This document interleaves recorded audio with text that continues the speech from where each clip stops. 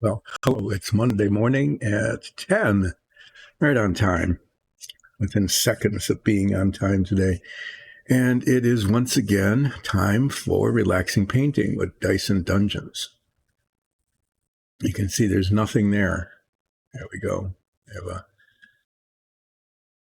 camera on nothing there other than some things that I'm going to be messing with a little bit later. What I'm going to be doing today, I hope this goes okay.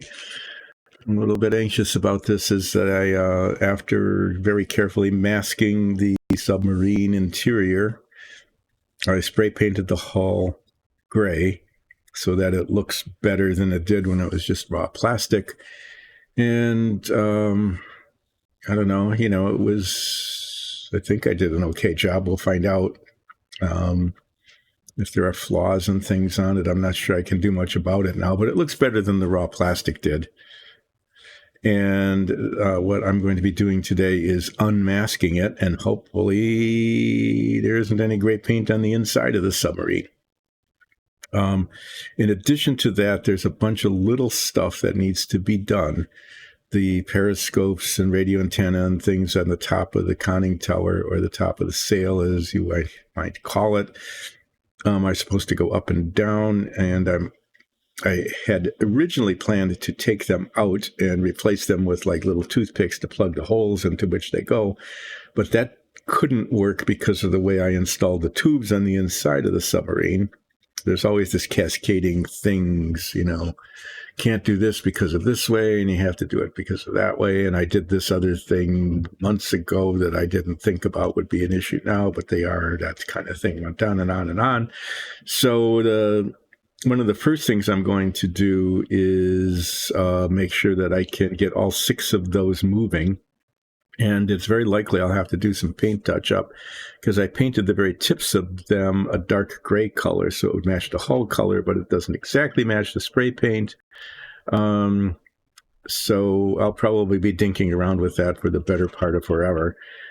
So if I can get those things done, then there's a dive plane that goes on to the sail, and I'm going to I'll probably take the masking tape off at that point, okay, because that goes into a little bit of there's a prong on it that's supposed to slide into the side of the sail.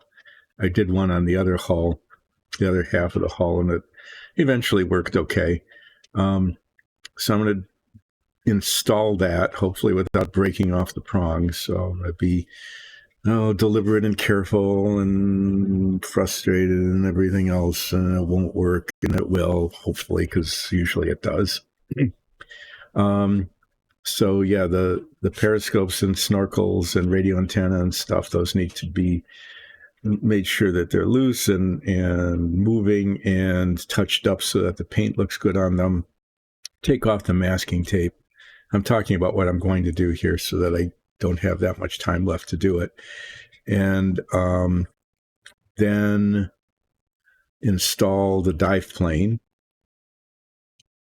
And then I'm going to install the missile. Well, no, I think I'll put the propeller on then, and I'll do the missile last. And I'm just going to make it look like a missile is being launched from one of the tubes. So as I'm sitting here looking at this, I'm suddenly remembering that I actually have some things that will be helpful on this. So I'm going to disappear from the camera. I'm going to walk away like I sometimes do. I'm going to do that several times today, as I pick things up and bring them over and whatever. But I used these when I was painting, and I probably should have used them more often. But I didn't have them.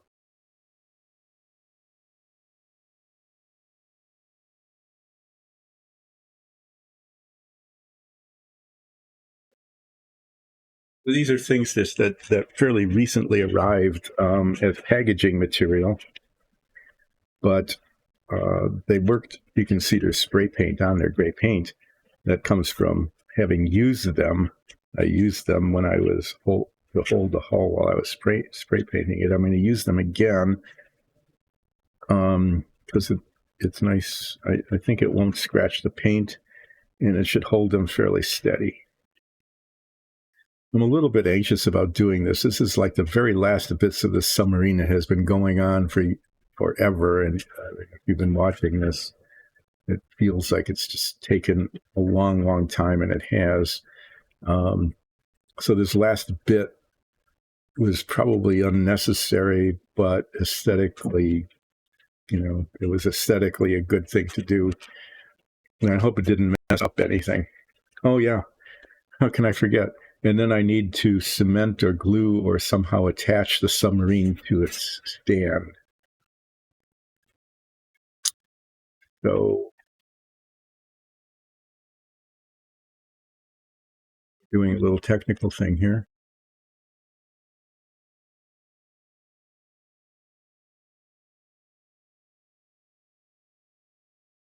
It has to do apparently with the music. Is the music still playing?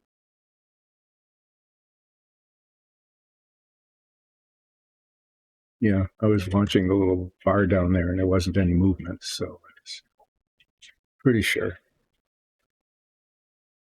Yeah. Yeah, the issue with the music continues.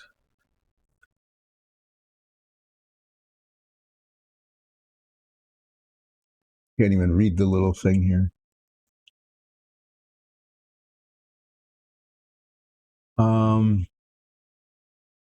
Well, we're going to find out how the submarine turned out. I'm going to go get it now because I guess I really can't put it off any longer, no matter how anxious I am about how this turned out.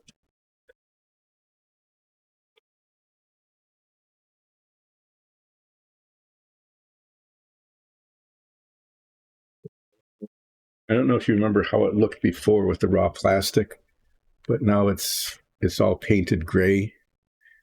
Okay, and here's all the tape on the inside. So I'm going to set this down here.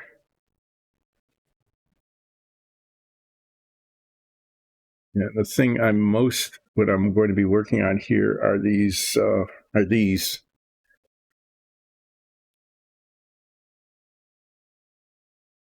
These are supposed to go up and down. And that one is. Okay, I'm going to just hold it up about that high because what I'm interested in is the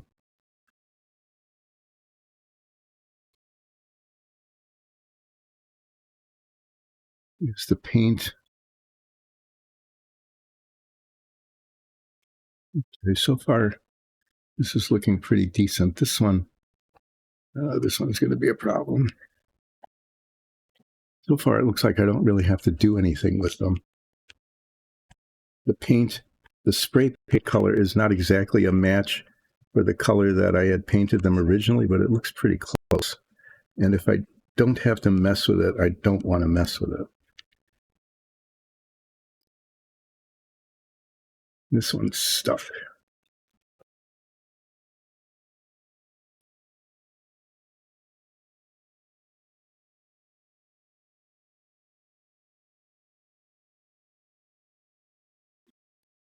This one was sticking even before it was painted, and now it's really sticking.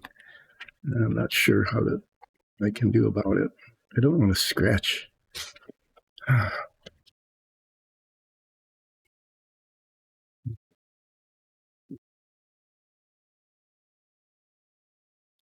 Get this one up first.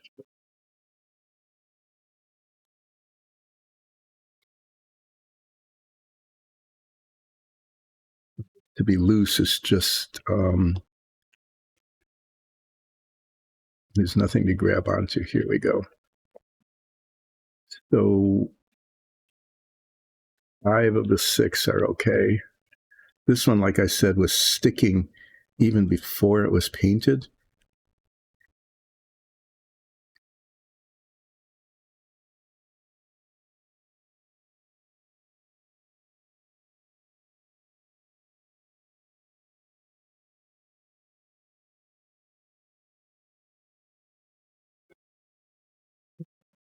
Scratch the surface a little bit there. That wasn't particularly a good thing to do.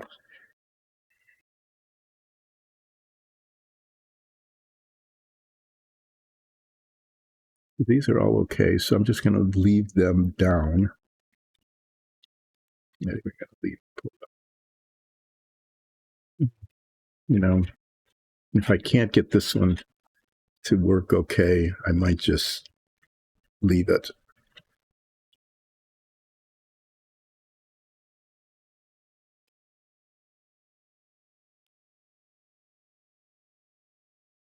No, I'm just not going to mess with it. That might just be like a reminder that things aren't perfect. So it was okay. I hate to do things like halfway like that, but I can't get that one to come up.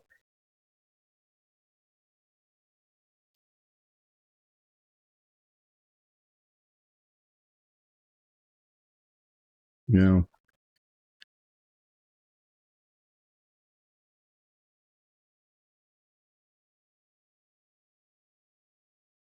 I'm going to play with this for just a little bit longer. I can't see the fine print.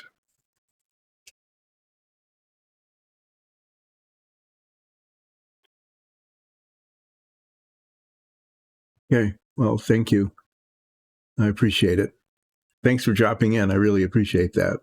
The submarine is going to be done today somehow.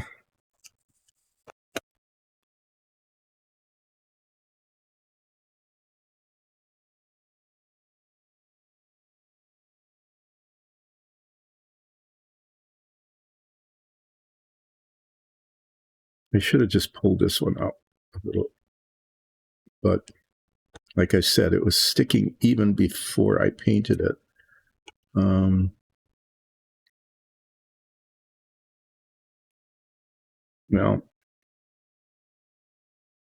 I'm not going to mess it up too much more. I'm going to start taking masking tape off. And, I can't get this camera up any higher. So I'm going to try to, I don't want to move this around a lot.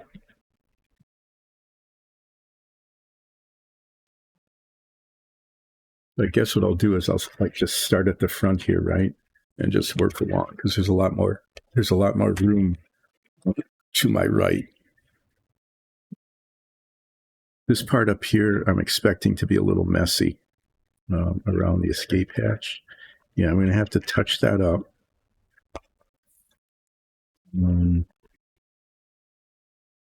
I expected that.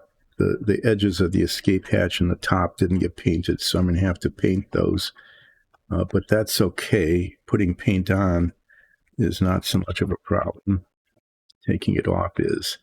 And I think I'm going to leave those as they are, but the top just needs some touching up.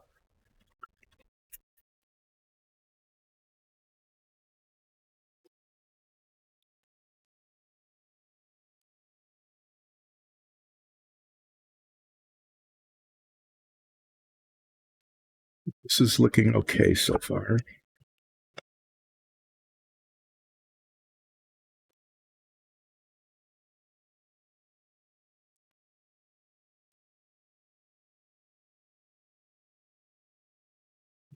On the inside of there.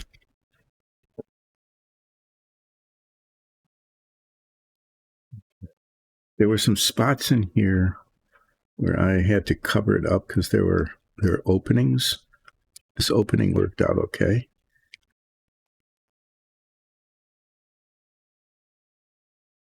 So it looks like so far the only problem is that one raising and lowering sort of thing, whatever one that was. I'm not really sure what its purpose was, which had been sticking before continues to stick.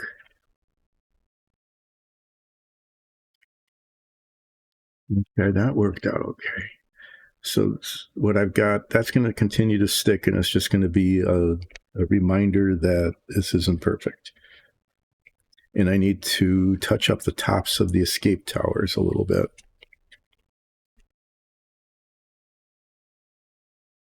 Then there's, this is where that, I don't know if you can see it, there's a little bit of tape here. That is where the diving plane comes in.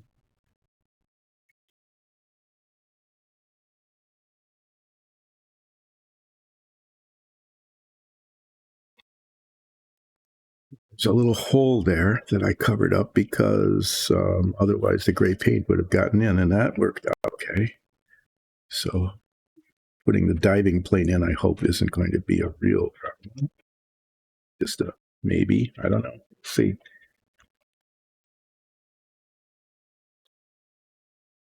But this tape here is just getting too big and glubby. Too much. There's too much in the way. So there.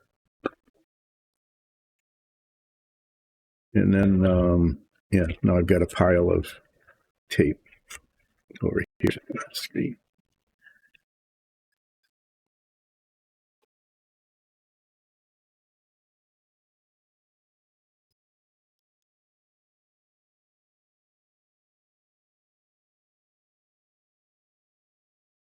So it continues to, what's that?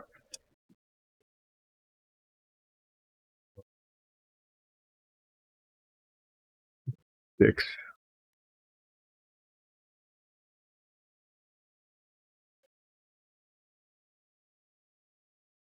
Put some sticks in to,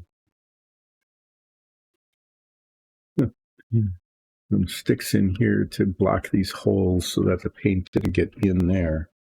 And one of them, nice, great, terrific, apparently fell in, and I thought I had it, but I didn't.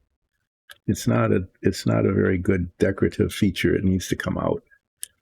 I'll probably end up spending more time trying to get this little piece of stick out of here than almost any. There we go. No, I know. That wasn't even the one I had put in originally. That was one that didn't work, and it fell in, and I didn't remove it back in the day.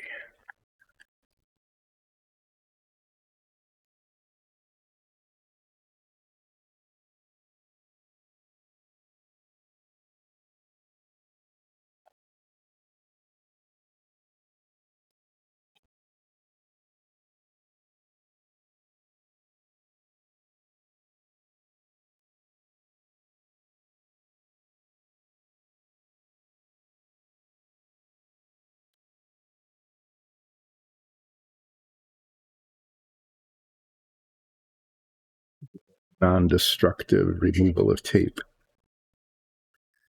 Either on the top of that. That one turned out okay. I made a little bit of touch up on that. Okay, and then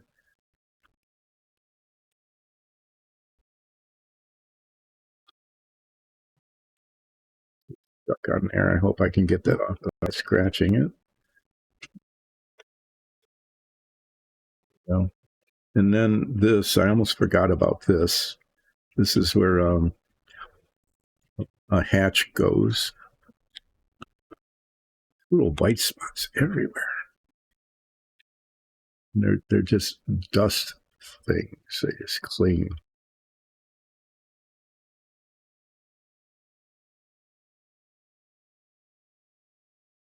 Anyway, there's a hatch that goes on there, and a missile is going to go into this tube.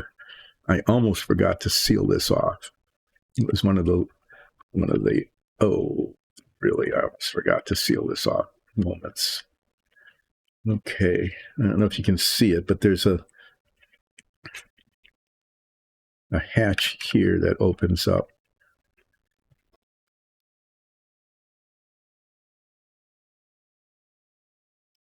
This hatch is actually going to be opened somehow.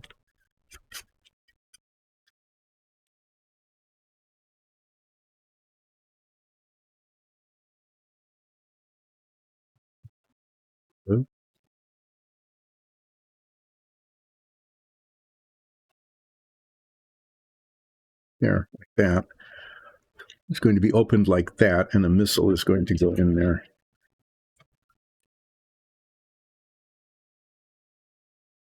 All right, so as I'm looking at this, I've got one periscope thing that isn't going to come up, and it's just never going to.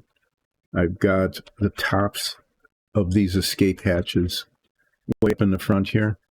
I need to touch those up with the gray paint. And maybe this one looks pretty good, but it's, it's pretty close to being good.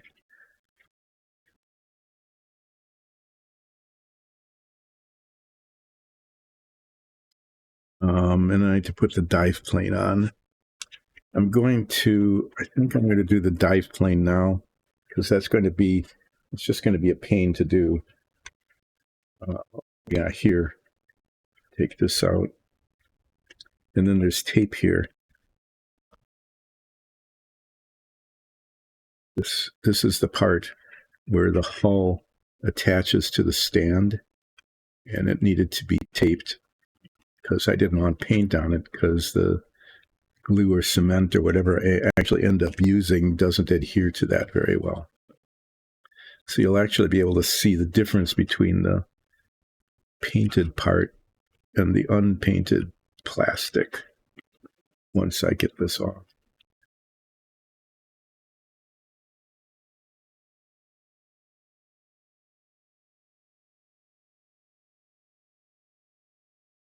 This is where that diving plane goes in.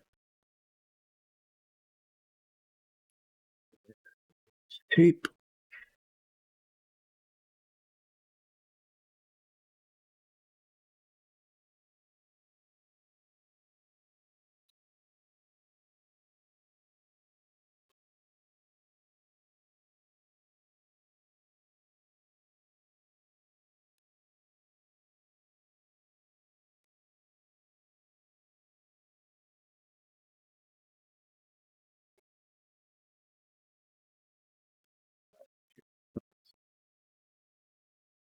Guess I didn't have to mutter on too terribly much about tape removal there. But that's what I'm doing, is I'm getting rid of these bits of tape.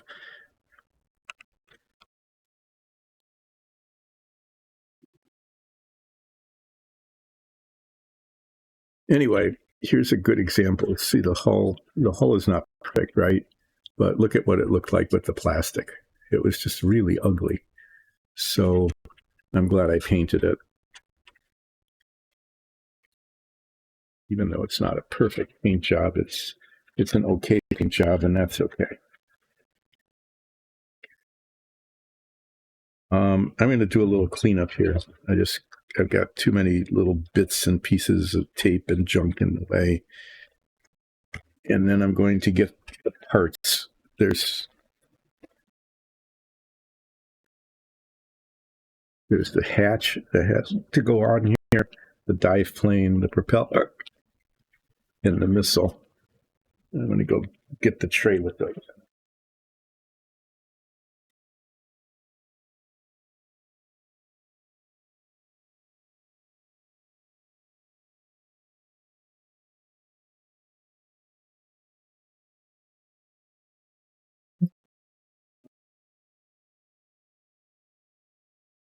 These are the missiles. There's two of them, and I'm only going to use one. And the way that's going to work is I put a stick in there to hold it while I painted it, but this stick is actually going to hold it at the right height in the missile tube. At least that's the intent. This is the hatch that goes on here, and that's just going to be put on and held open in an open position. But this is the dive plane that needs to go in there. And inside this little box, that's the propeller that needs to be cemented on. So this dive plane, there's a little probe on it that's supposed to go into that hole, and then it's supposed to hold it and rotate. You can see the tip of it is painted green to match the inside. So I'm just going to see, how close it is to working. Otherwise, I have a little needle file that I can use to open a hole if it doesn't go in.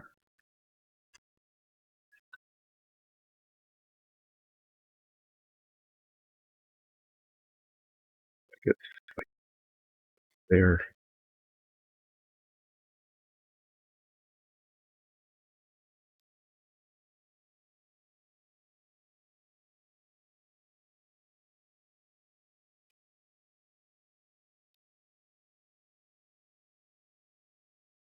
What I want to not do is break off a little prong.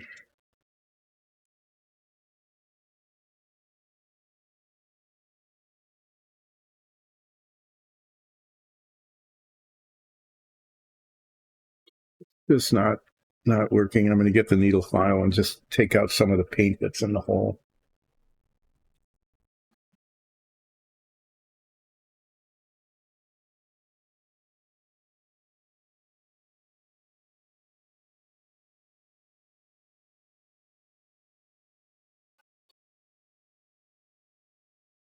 Should have gotten this stuff before I started the stream, but yeah, I'd be prepared.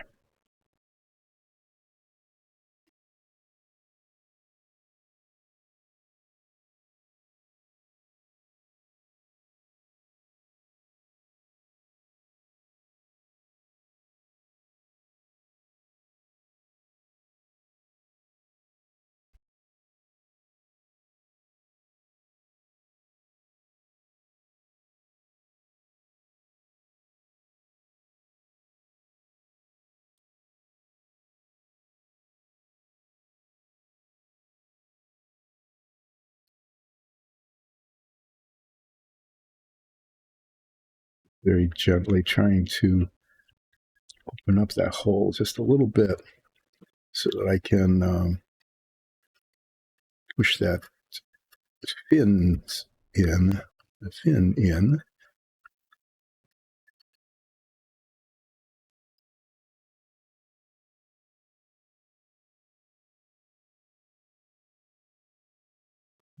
This would be like the most difficult part of the whole stream today. The other one was kind of difficult.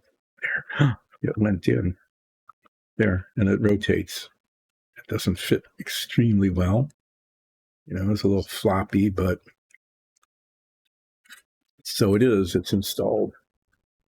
Look at the inside. Yeah, you can see it's there, but I'm not going to mess with more paint.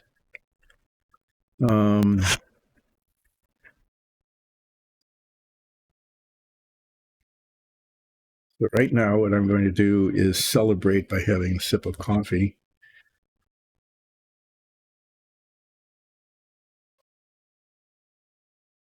And I'm going to touch up the tops of this.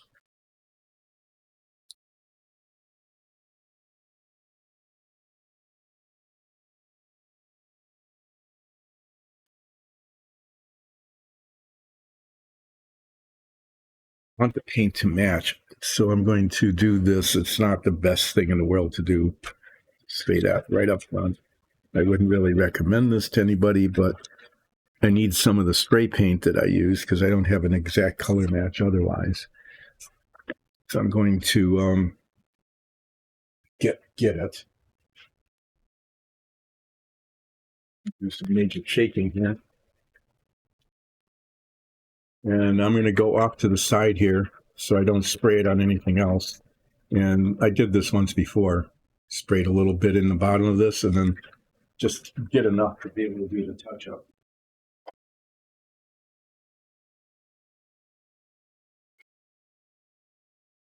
Hail the fumes.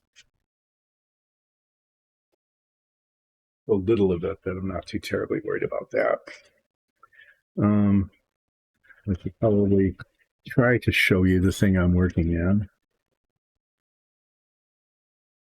This thing is like 2 feet long. It's really a pain to work with. Anyway, the tops of these, you can see the tops of those are not painted gray. So I got little bits of this gray spray paint, and I'm just putting little bits of it on the parts that aren't gray.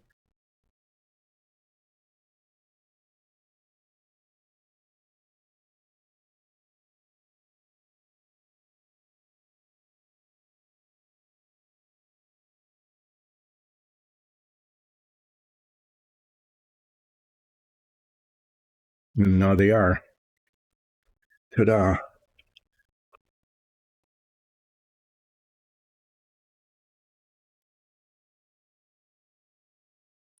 Okay, so that's fixed. that's not going to get fixed. That's one part that's just not going to get fixed. I've got the propeller and the stand and the missile. Installing the missile is something I can do almost any time.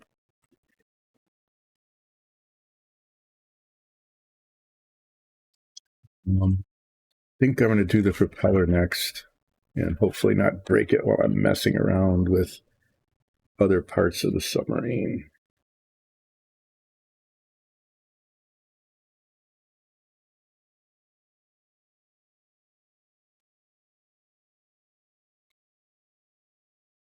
These move, kind of cool.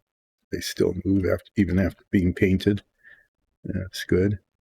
And then this was taped. I put a little tape on there because the propeller needs to be like cemented on, and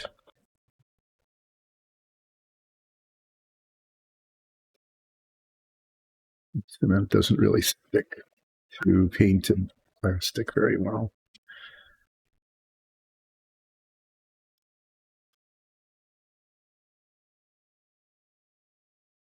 There, got it. Yay.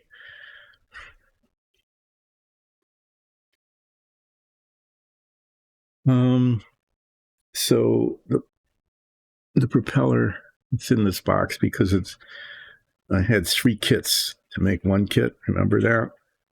It took 3 kits to make one kit, and all of the propellers were broken on all 3 kits. At least one of the blades was broken off. In one kit, 2 of them were broken off. They're really quite delicate. They're not attached very well. They're very solidly, and it goes on like this. Okay, and I need to get that to stick. And I could use model cement, but what I'm going to do is I'm going to use contact cement instead. It holds, okay, but what I don't want, so I want to get whatever I'm using as the adhesive inside of here so that when I put it on, it pushes it in, okay? I don't want to put it on the shaft because it would push it out, and then it might like glue those 2 pieces together, and this is supposed to turn. And it doesn't fit very tightly. Okay, there's kind of a gap there, so I'm not sure that the model cement will work that well, but this is this is thick. So I think if I get this in here, if I can get some of it in without getting it on, you know what I mean? If I can get it into there, inside of it like that, or out of it. I could use epoxy too, I suppose, but that would be wrong. And then I'm going to put some right on the end, not around the edges, but right on the end of this.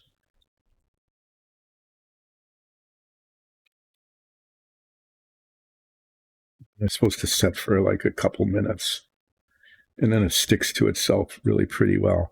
I've used this successfully in reattaching like swords and things to minifigs where the things broke off, like the arrowhead on this. The arrowhead on this had broken off a couple of times, and I was able to use this to repair it. In fact, one of the pieces of the bow broke off, and I was able to use it. And I like the contact cement better than the model cement for some of those things because lining, like putting an arrowhead on or the bow, it has to, I'll do a flip as soon as I get this propeller out. It'd be a good time to take a break because I need to then get the stand and see if it will work, if it'll still fit.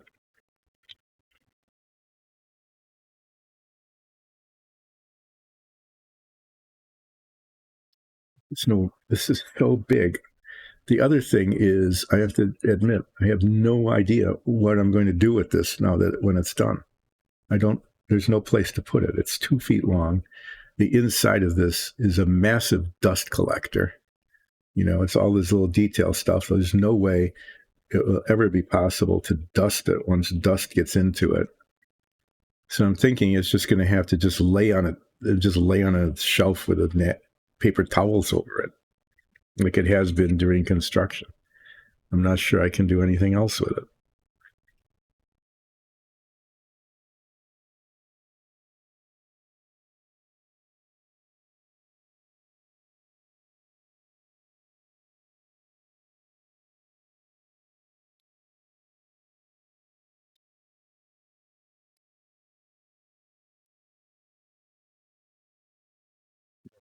Well, it's definitely sticking and it's in place and you can see it because there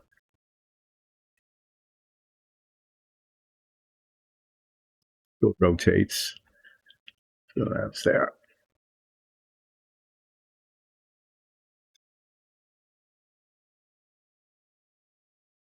Okay. Well, again, it's not perfect, but it's okay. Turned out okay.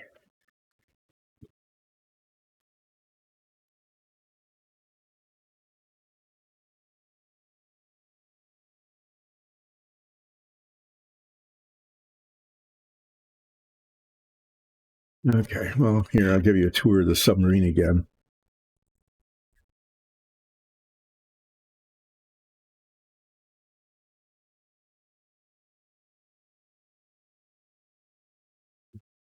Tubes, reactor,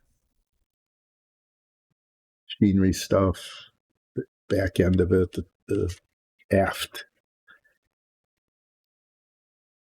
Um, so I've only got 2 things left to do now. Before I, who knows, do something with this. I'm not sure how it will end up. But I need to do. Yeah, it's not only that, but it's going to be finished at the beginning of this year, meaning 2024. I said that I was very likely to be able to finish the submarine in the first quarter of the year. Okay, and I'm going to be a day late. All right, I'm going to be a day late, and I'm going to say the reason I'm a day late. What else? Day late and a dollar short. There's always dollars short. One can always use more dollars. It's just there was a lot of travel, including some stuff that at the beginning of the year I didn't anticipate, like a trip to see our granddaughter. So I ended up losing like 3 weeks, maybe 3 weeks of Wednesdays when I was doing Submarine Wednesdays. And yeah, so I'm going to end up just being like a day late. Oh, this is April Fool's Day. Huh. Yeah, maybe this isn't actually even being finished. Maybe this isn't happening. Maybe this is just an April Fool's joke. Maybe. Oh, I don't want to think about it. Oh no.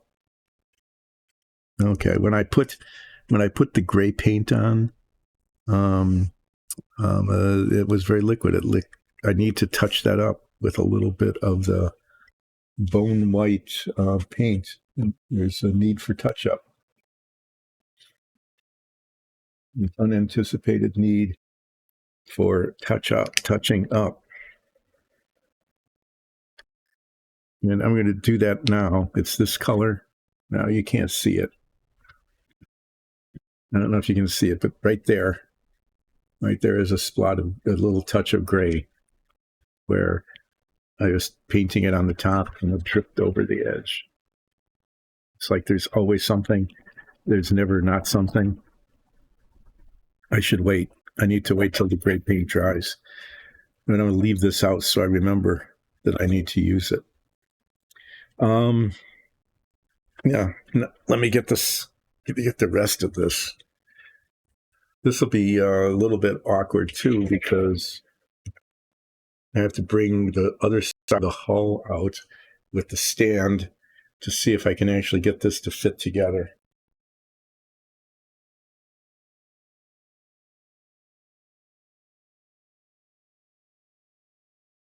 I was supposed to do a flip. Let me do the flip first.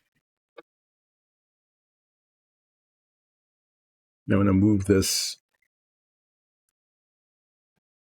over up out of the way just a little bit there. And I'm going to flip a little thing. I do dangerous here.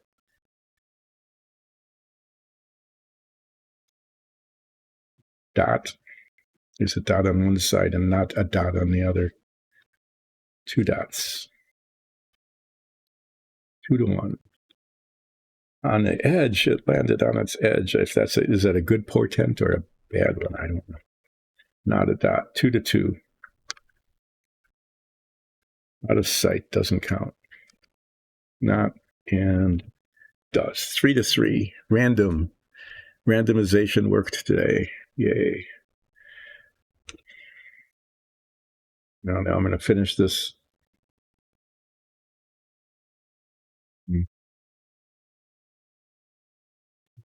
Let me get the other part.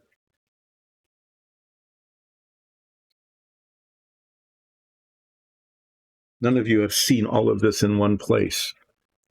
Okay, you've seen this before. This is the part of the hull that folds up like that. And in theory, is supposed to cover up the interior of the submarine. Like this is supposed to like fit right on there and make it look like it's not cutaway. And then you fold it down and everybody goes, ooh,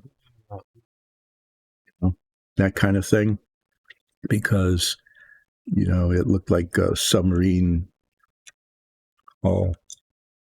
I mean, and you didn't know that it was all this detail on the inside. Or, you know, stuff like that. What is this white?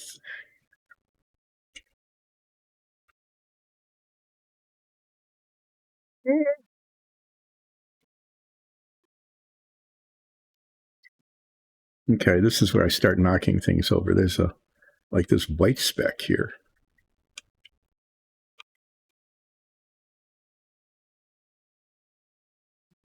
That is where it came from. Okay, I'm going to need the dark gray. Anyway, this is supposed to go on here. There's little prongs that go into little holes in the back of the hull.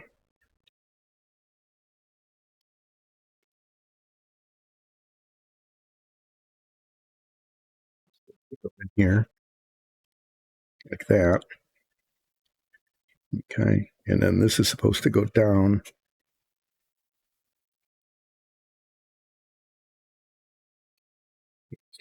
Is in the hull. Yeah, it fits. Yeah, they actually kind of fit. Yeah, and then what's supposed to happen is that this is supposed to hold on like that. And then this folds up like that and is supposed to close on it. And it kind of does. I'm not going to do that right now because I need to open it up again. But that's how that's supposed to work. You can see that. You can see, at least theoretically, what we're looking at here. You know, it's kind of sticking and binding. I'm not sure where it's stuck, but it's supposed to fold up and actually enclose the submarine. It's coming really close to doing that, closer than I thought it would.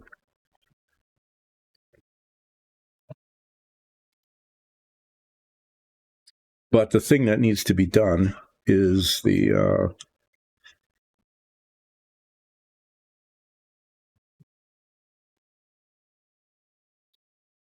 this whole contact point here, you know, where those two parts, the parts on both sides are supposed to not be painted, and it's supposed to hold on there like that. And I can do that. I can use the contact cement on that. I can use the model cement. I could use Gorilla Glue. But I'm going to use There it comes off. You can see that surface area. That's what holds the whole thing. And as we just saw, it actually does work. I'm going to use the contact cement. I just am. It's just going to, it allows it to move around a little bit. It's going to grab it and hold it. And eventually, eventually it will be just fine, right? Just fine. And they've got these pieces, you know.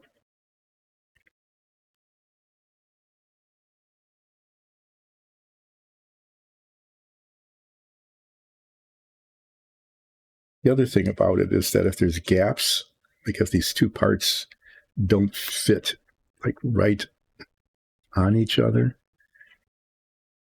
it's fairly thick, so it'll fill the gap. And I got this tiny little tube.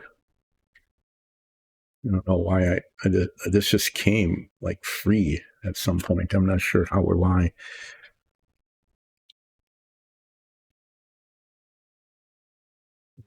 To put it on here.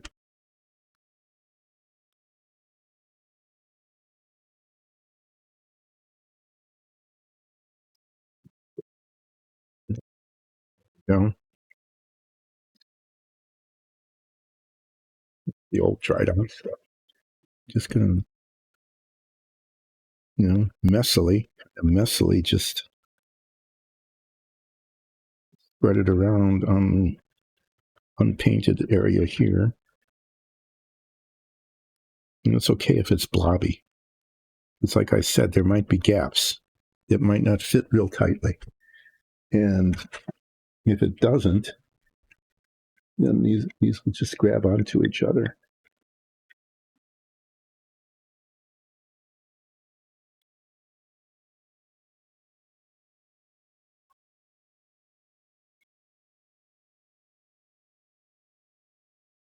There we go. I've got contact cement on both contact surfaces.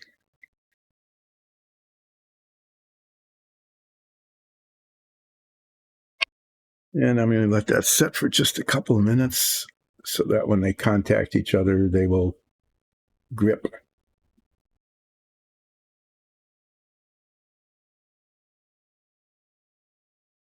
Meantime, I need to find the dark gray paint.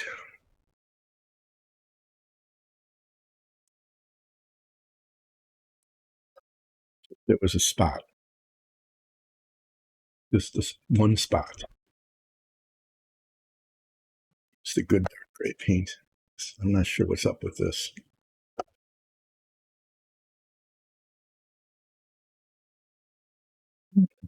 This is momentous, what I'm going to be doing next, attaching this to that. Okay. This is a huge deal. It's almost done.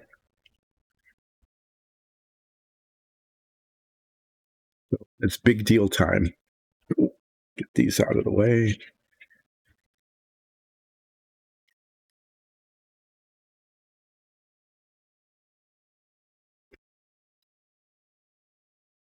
Need to open these up.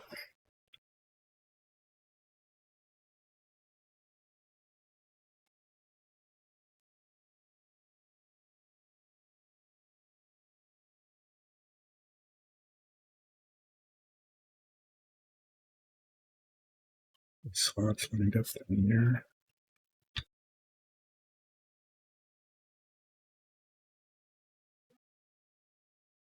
It's rotating this so I can see. Every time I move it, there's there's danger of, oh, don't break it. There's always, don't squeeze. There are certain places where one just can't squeeze, and I just squeezed it twice, right? Don't squeeze. Oh, don't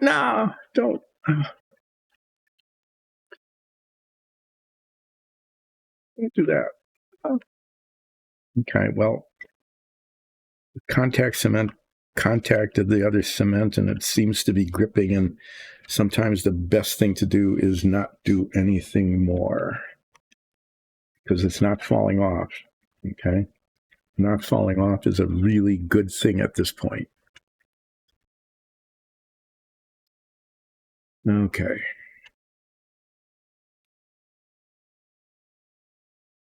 Yeah, there's just, this isn't perfect. None of this is perfect, but it's coming along okay. It'll do. I need the tiniest little dot of this colored paint because there's a spot there. I'm not sure what that is. I'm just going to take a chance here and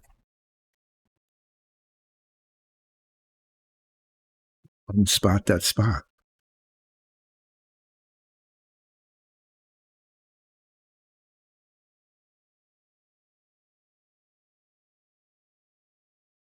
Unspotted, despotted. This is where I just like, just leave it alone. Whatever you do, just leave it alone.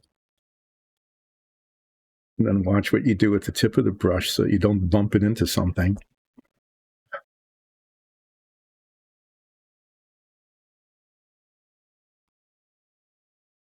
And so I've got these little spots up in front that I need to paint that bone white color.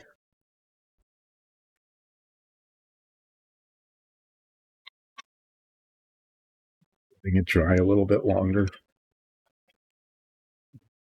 Clean this brush. I'll just end up using a better brush for that.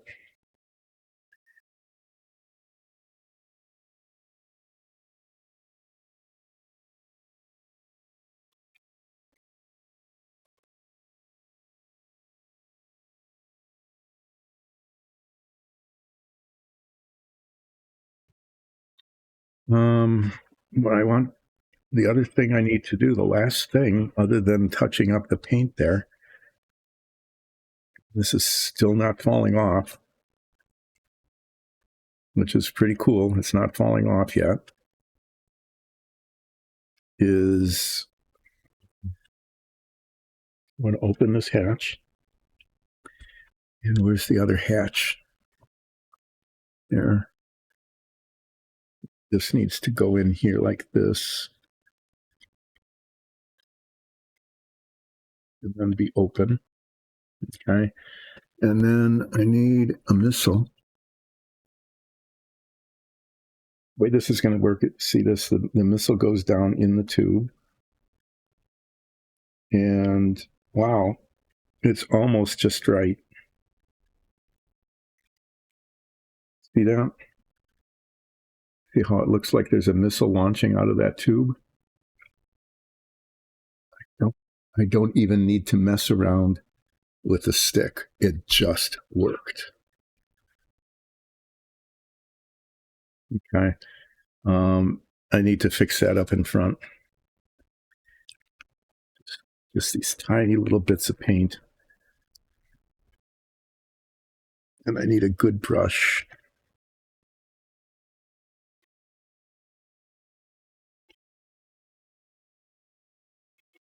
I'm just going to use a good brush.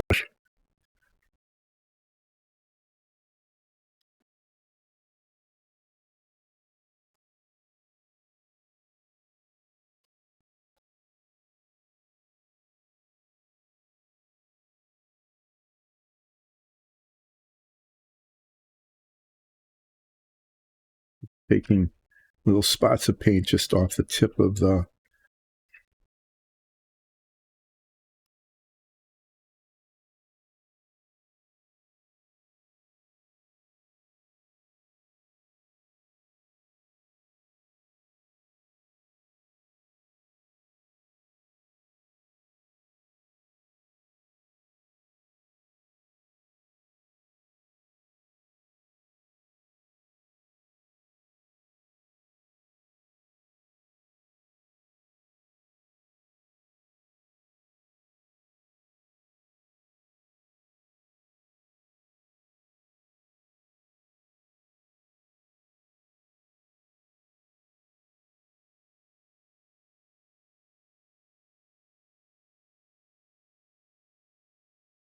It's done. The submarine, I'm going to close this up just so it sort of sticks. It's binding in a couple of places, but I don't want to force it, but it'll hold there. The submarine's done. I mean, the only thing that isn't working on the whole thing is this one periscope here. Just this one, not one that has been sticking all along and is now just still sticking. The rest of these work. That one's stuck, and it stayed stuck, and it's going to be stuck as a reminder of imperfection forever. Let me move this aside. So I would say that in terms of modeling, you know, if one were to give this a grade, I would give it a solid B plus. I don't think it gets into the A minus territory really. If I were a really, really good modeler and really, really good painter, there are lots of flaws on here that just would not be there. And I'm not going to go around and point them out. That would just make me feel like really I could have done better. But this thing went on for what, years, it seems like.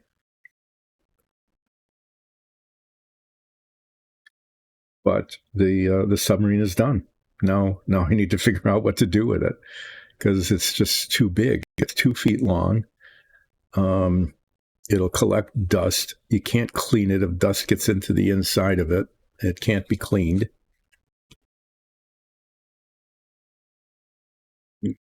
Theoretically, this hull is supposed to close, and it probably can, but I'm just not going to do that today. It's just I'm not going to take any chances. I might sometime in the future try to close the hull because it looks like it actually fits. It actually looks like it fits better than I thought it would. It's binding in a couple of places, you know, where just the inside and the outsides just don't quite match. But you can see at least how this is supposed to look, you know, how this is supposed to come together and close it. There are a couple of other little things on here I'm just not going to mess with. There's running lights on the front. That one's supposed to be green, and the other one on the other side is supposed to be red. I am not going to do that. I decided that some time ago that just, no, it's not going to happen. So it's sticking to the, you know, and I haven't broken it off. So what I'm going to do is, better or worse, I'm just going to give one more, show you how this works, you know, what the submarine is all about by taking down this hull. Pretend that it was closed all the way and this gap isn't there, right? And I'm opening it up and you go, ooh, ah, ooh. Look at that. Look at the inside. You can see the inside of the submarine. And I'll just give you one last tour of the submarine before I put it somewhere. I'm not sure where. Beginning, the galley took forever, but I really like I keep saying that's my favorite part. The control room came out okay. Those are the gyroscopes. Those are the missile tubes that hold the Polaris missiles that destroy cities. There's a missile emerging. There's the reactor. There's all the machinery. There's the propeller that makes it go. That's it. After all of that, it feels a little anticlimactic. It's like, oh, well, now the submarine's done. Now I need to put it away somewhere, or who knows what. Not sure what to do with it. Not sure what to do with it because, you know, what do you do?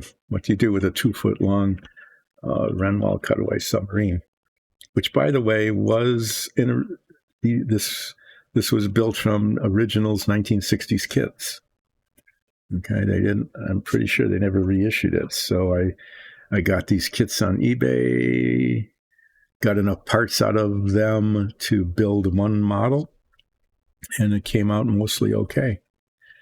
Now, what I'm going to do is stop for a moment. I'm going to find a place over there to put it, and I'll talk a little bit about the remnants.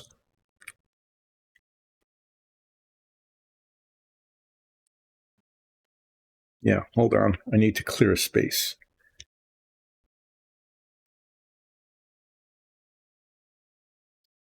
This is what I'm going to do. No, you can just sit here and look at the submarine while I clear a space. You can do that.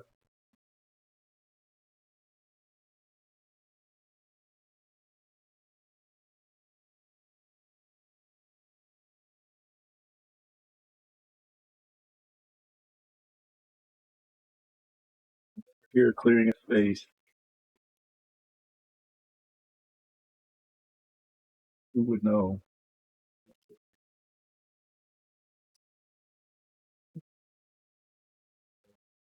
I'm going to show you this stuff a little bit later here. Set it there.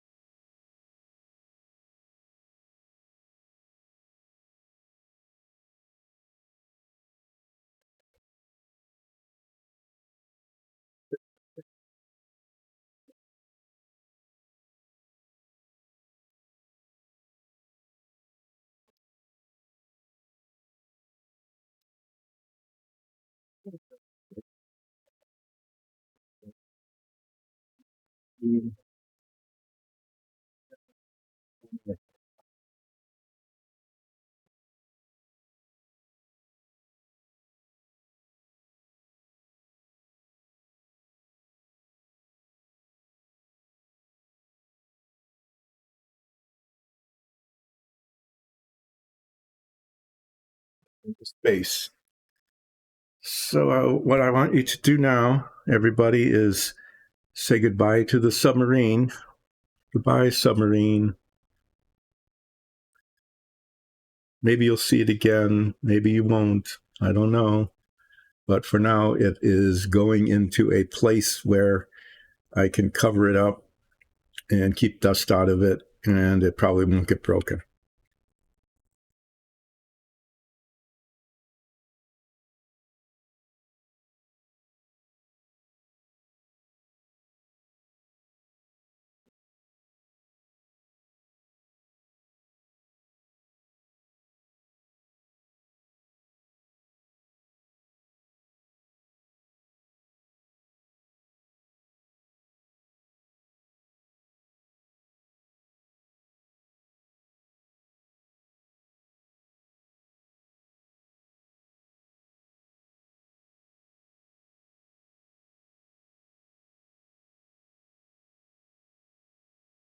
Right. Submarine is away. It's what you do when you leave an empty space in your soul when the submarine is done.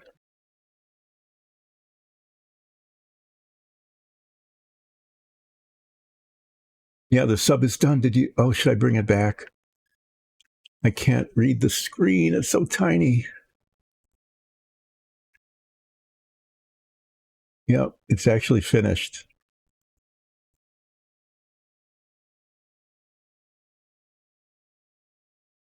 My not only is my large screen chat window not working, but the small screen chat window is so small that I can't even see it. Yep, farewell sub. It's like done.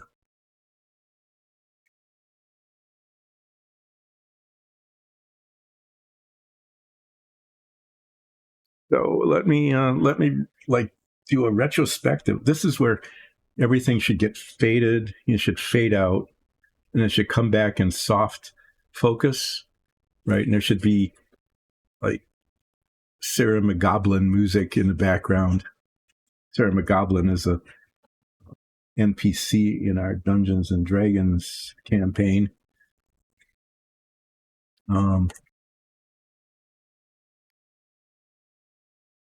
Here, final assembly. The final assembly of the assembly is finished.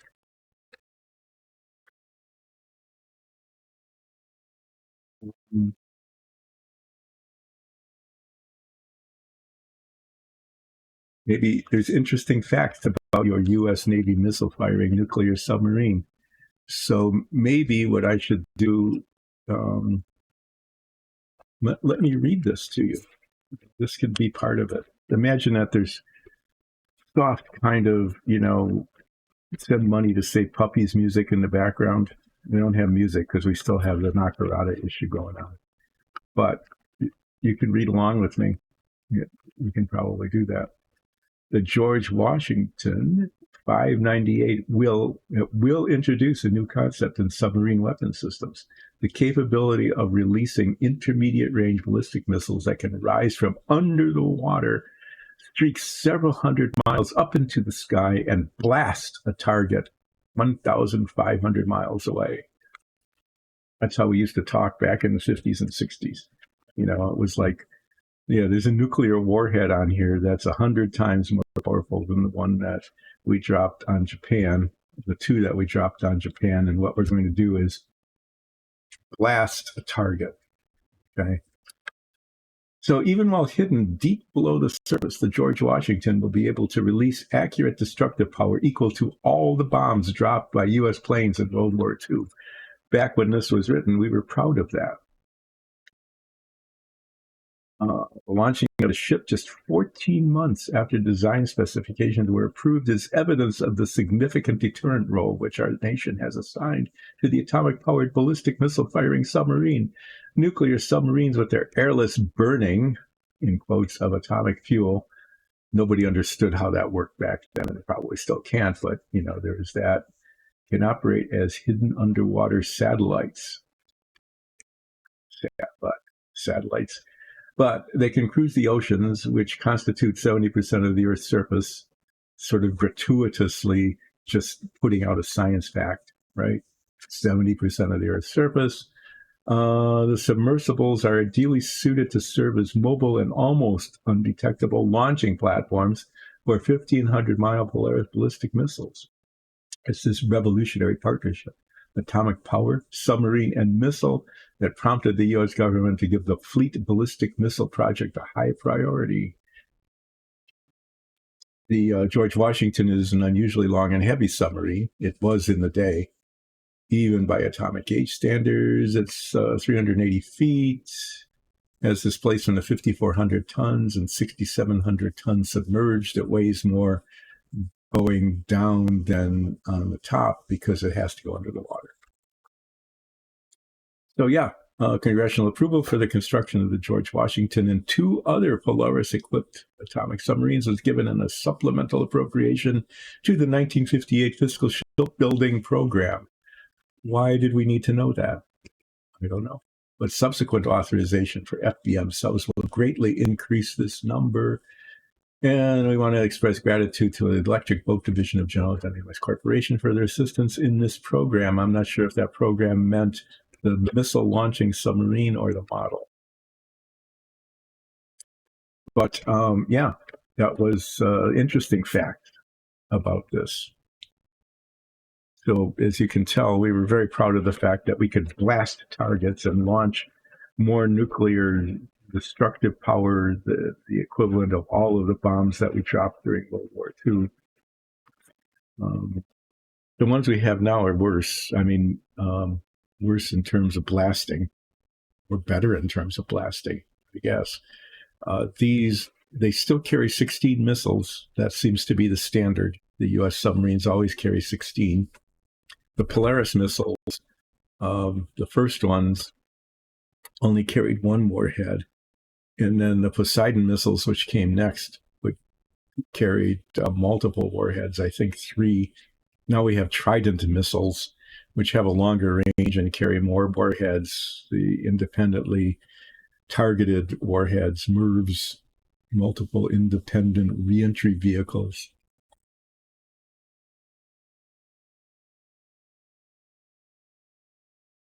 Yeah, and each of those is like a third of a megaton. So, yeah. Anyway, the reason I did this, built this model, was twofold. One was we needed to do something other than minifigs and dungeon tiles. And so I pulled out a bunch of old models, and I've got dozens of them that I didn't get around to building after I retired. But it was like, why not build this one? So this is the kit. This is the kit I built. And what's left are just the trees, barren of parts. I used up all the parts, except what I didn't do is this is pretty funny. There's these little sailor guys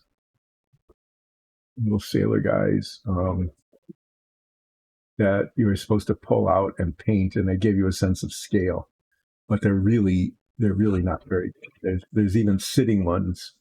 There's little sitting ones that one can put on the chairs, and there's some laying down ones. This was inspected by somebody and didn't put these on. Let's see what this is.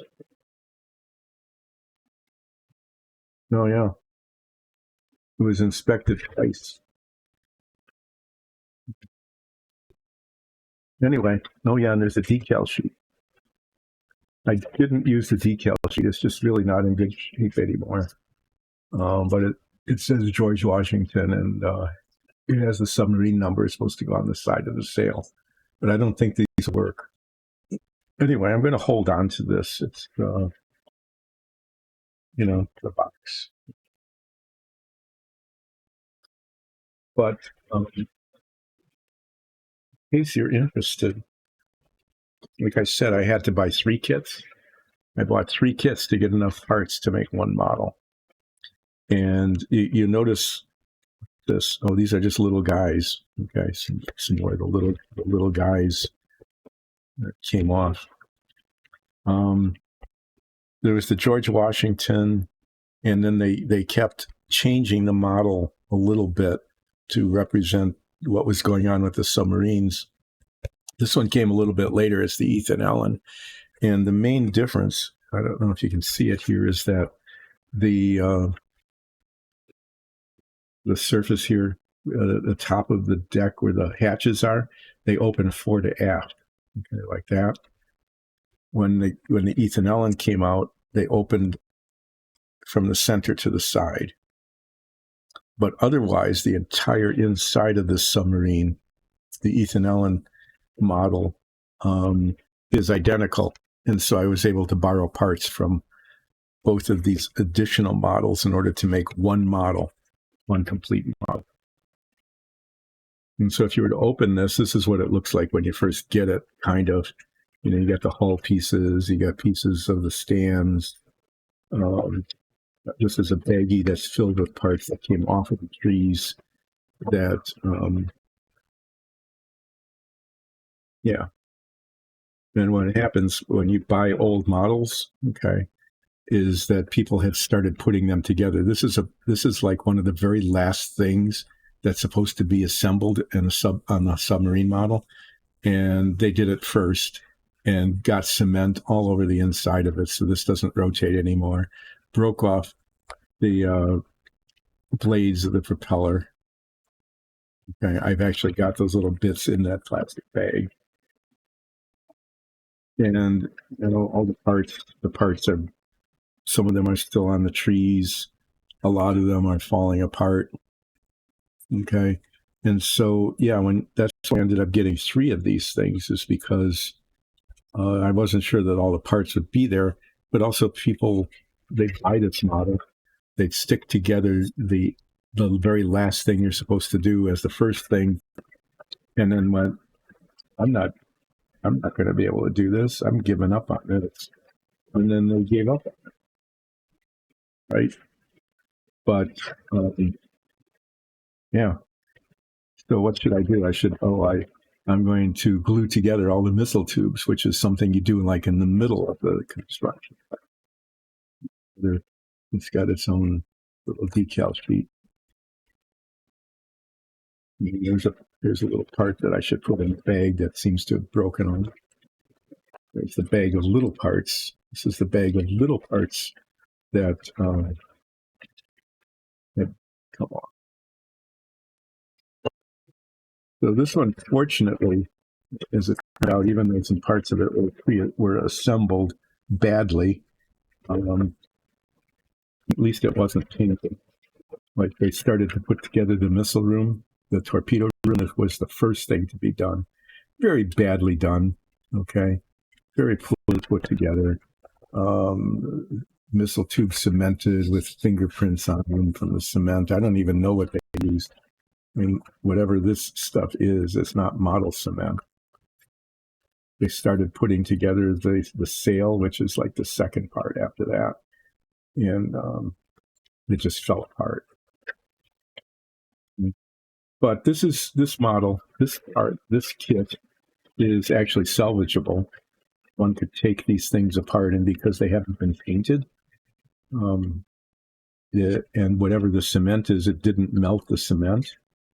This is actually salvageable and could be turned into a model like the one I just finished.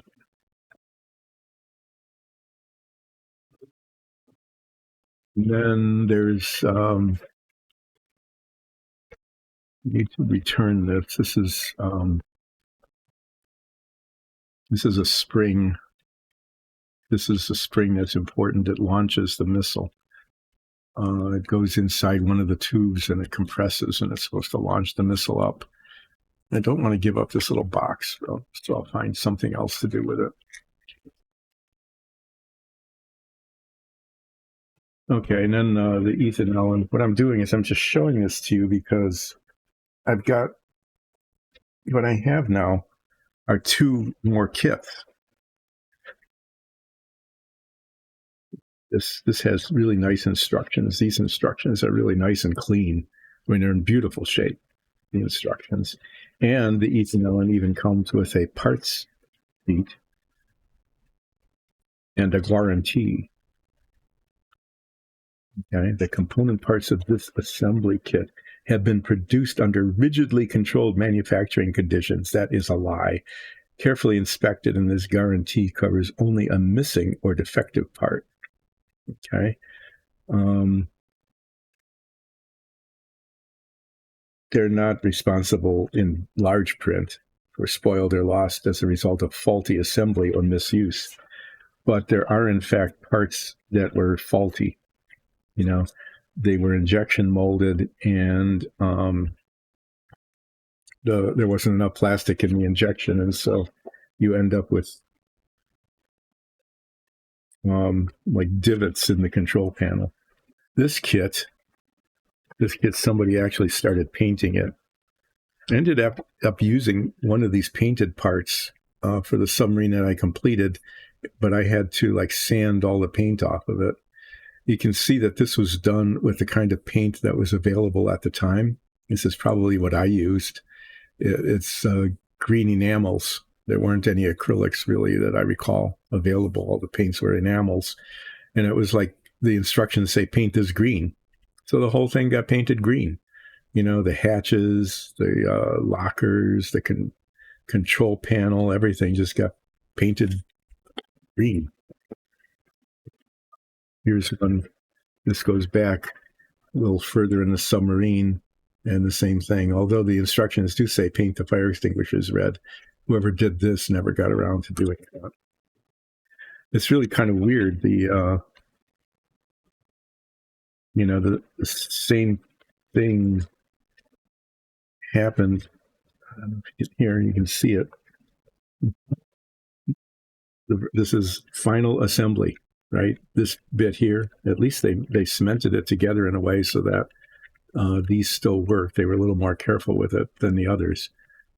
But this is like one of the last things to be done, and it was the first thing that whoever bought this kit ended up doing. Started painting things like the torpedoes and whatever, but never assembled them. Its decals are a little different. It has a different number, and it says Ethan Allen instead of George Washington. So why am I going around talking about this? Well, I've got these two kits now, and I don't have any use for them. So what I want to do is I'm making these kits available in case anybody ever wants to tackle one of these. It'll be a little bit more challenging than the one I built because you'll need to go through both of these kits, decide whether to build the Ethan Allen or the George Washington. You could build either one, okay? Because the only parts that aren't interchangeable are the hull, okay, because of the way the missile hatches are built differently on the Ethan Allen. So you can't interchange the inner and outer hull, all right? And you can't interchange that one little hatch, this one little hatch at the top where the missile shoots out, but everything else inside here is interchangeable. And so between these two kits, whether you decide to build the Ethan Allen or the George Washington, either one, whichever one would decide to build, the kit is complete. I can guarantee there are enough parts in these two boxes to build one submarine.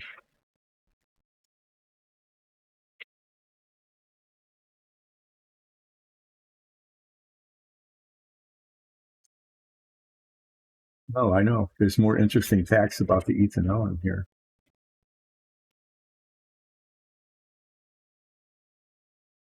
Okay, this is really exciting. The Ethan Allen is the lead ship in the newest class of nuclear-powered Polaris submarines. This is before they went to Poseidon's.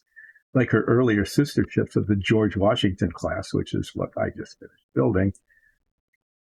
Reference Renwell Blueprint Model number 651, 298. This mightiest addition to the Polaris fleet carries 16 missiles, which can be launched from deep below the surface. That is not true. Okay. You're not launched deep below the surface. You have to get actually within like 60 to 100 feet of the surface. And they're shot out with compressed air to the surface. So they're not fired from deep. But unlike earlier submarine launch, SSBNs, this can carry and fire all three models of the Polaris submarine, which includes the 1,200-mile A1, of which 80 are now at sea in 5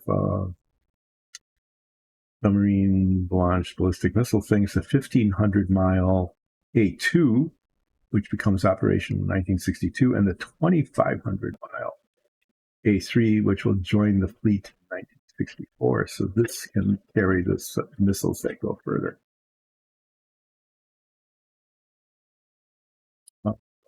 Oh yeah. It goes on to talk about how nuclear-powered submarines can stay underwater for a long time. The record was set by the USS Patrick Henry on the first Polaris patrol of 66 days, 22 hours, and 10 minutes.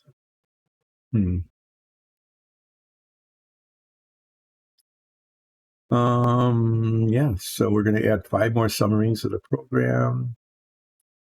Yeah. Here we go. Mutter. Anyway, yes. 2 kits available if anybody wants them for the price of postage. For the price of postage, you can have 2 kits, which together will build one submarine, either the Ethan Allen or the George Washington, depending on your choice.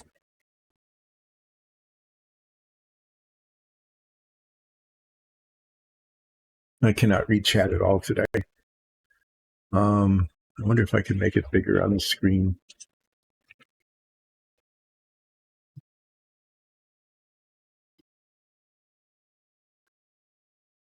Get the mouse to even go where I want it. This is just, I'm really glad I finished that submarine now before things started going really bad. No, I can't do anything about the chat. I'm sorry, Ole. I can't read it even with my glasses. I have to get really close to it. Yeah, so here they are, submarines. I'm going to I'm going to put the contents of this, well, just the spring.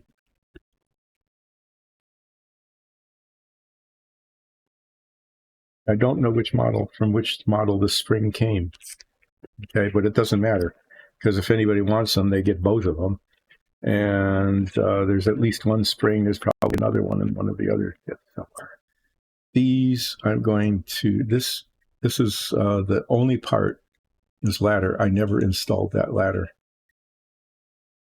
Just didn't do it because it looks dwarfy when it goes in. It covers up some parts that I don't want covered up.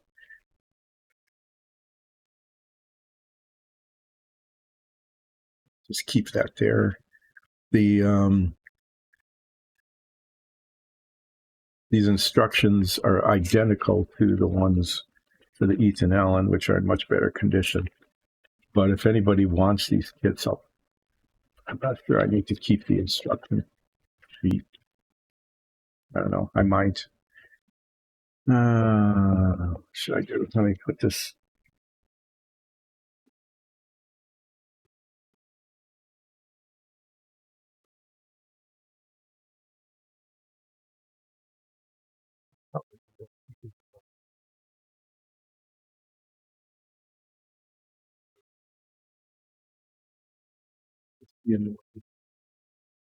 Okay, well, there we go. That's the history, story, saga of the Submarine.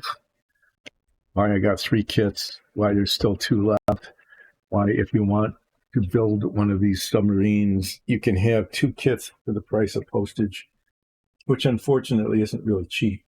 Yeah, they're pretty heavy kits and they're big, but you can get on social media somehow or other, and those of you who know how to do that, I'm looking around, I've got pictures of, figure out what's going on here. What I'm going to do next, I need to work on the Apollo next. But first, I'm going to waste some time. I need to waste some time here. On the Apollo, I've been trying to fill in the gaps that are left in the seams that are left when parts are put together. You know, those of you who build models know that you get like this cylinder, which is supposed to be a rocket motor or a fuel tank or something, and you glue or a fuselage on an airplane, you glue them together and there's a seam, and you don't want the seam to show. And as I learned on the Submarine, it's like you can't get the textures right. I don't know, it's just really hard. So I've been using plastic model putty, spackling compound, and this is auto body filler. I think this is probably the best thing I found. I've used this on one model before. I haven't painted it yet, though. What was weird on the Submarine, and I don't know if you noticed this, but there were parts where I used the plastic filler and then I sanded it down and polished it. And when I spray painted it, it gave it a different texture. That was just like you can see where it is because it doesn't have the same texture on its surface. I find that pretty annoying. But this auto body putty, just, yeah, I mean, it's hard. It sands really smooth. I think I'm going to use this in the future. You know, it's red instead of white, so it doesn't quite match the plastic, but it's going to get primed, so it should be covered over. And it says that it can be used even on primed and painted surfaces as long as they're sanded, which means that if I see flaws later, you know, like I paint it with primer and I see that I don't like the way it turned out, I can just sand it down and put some of this on and sand it down again and prime it again. But this is a spot where there are numbers on here. Okay, and I just filled it in. I can move this down now. Yeah.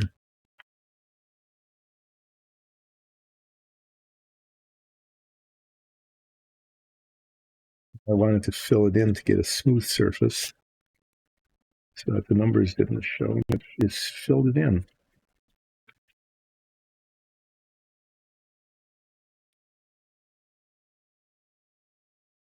Yeah, so assuming that whatever is left in that tube,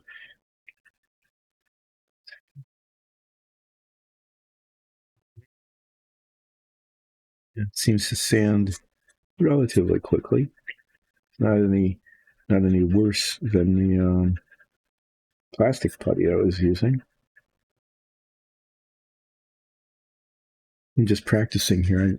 This is a test of the filler. Real test is how well does it feather down into the other surface without leaving a gap. Okay, well, if I have additional issues, I might just give this stuff a shot. Well, what I did was when I put the submarine model aside, the submarine that I had finished, when I put that aside, I put it in the place where these boxes were. Now I don't have any place to put the boxes. So I'm going to get up a minute again and try to get them out of the way. And then I'm going to bring the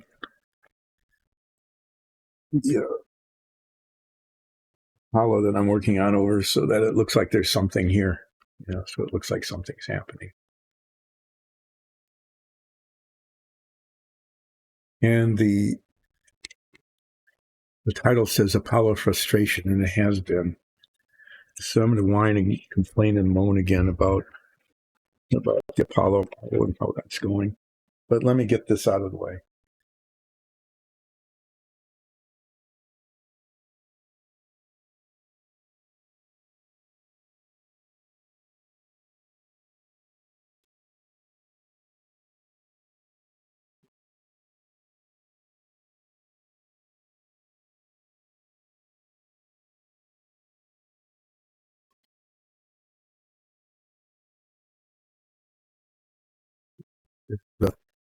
A tray, and under in this tray are parts and stuff.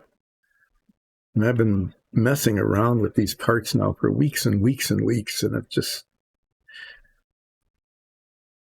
well, those of you who watch the Submarine probably won't be too surprised at why and how this is taking, nothing is coming of it, and it feels like it's taking forever. Because it's just the way this model is. So I'm going to see. Yeah, I still have to deal with the paint color.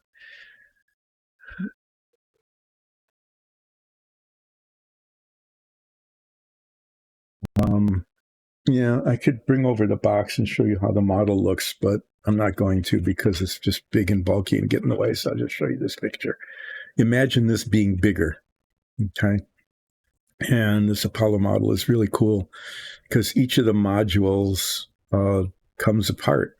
They are built as separate units, and it's possible to recreate the entire flight of the Apollo. And the instruction manual shows you how to do that. The command module hatch opens, and you can see the inside. The service module hatches open. They don't in real life, but in the model they do, so you can see some of the detail on the inside.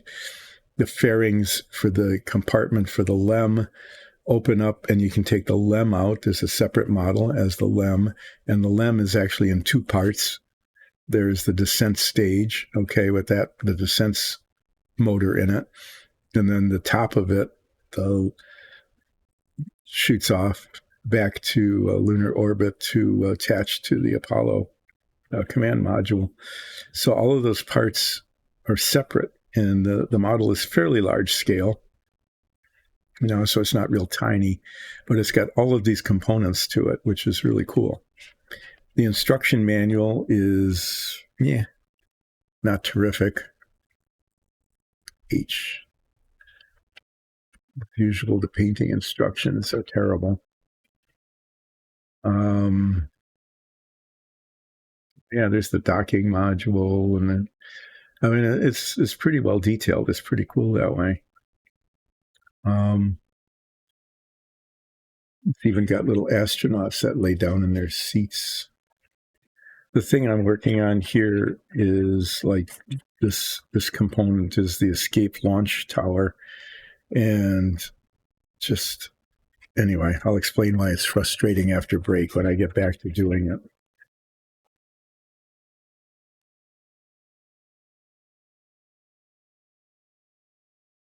Anyway, at the end, all of these things are come together, and it's supposed to look really cool. And then you can recreate the launch, okay, the assembled modules at liftoff.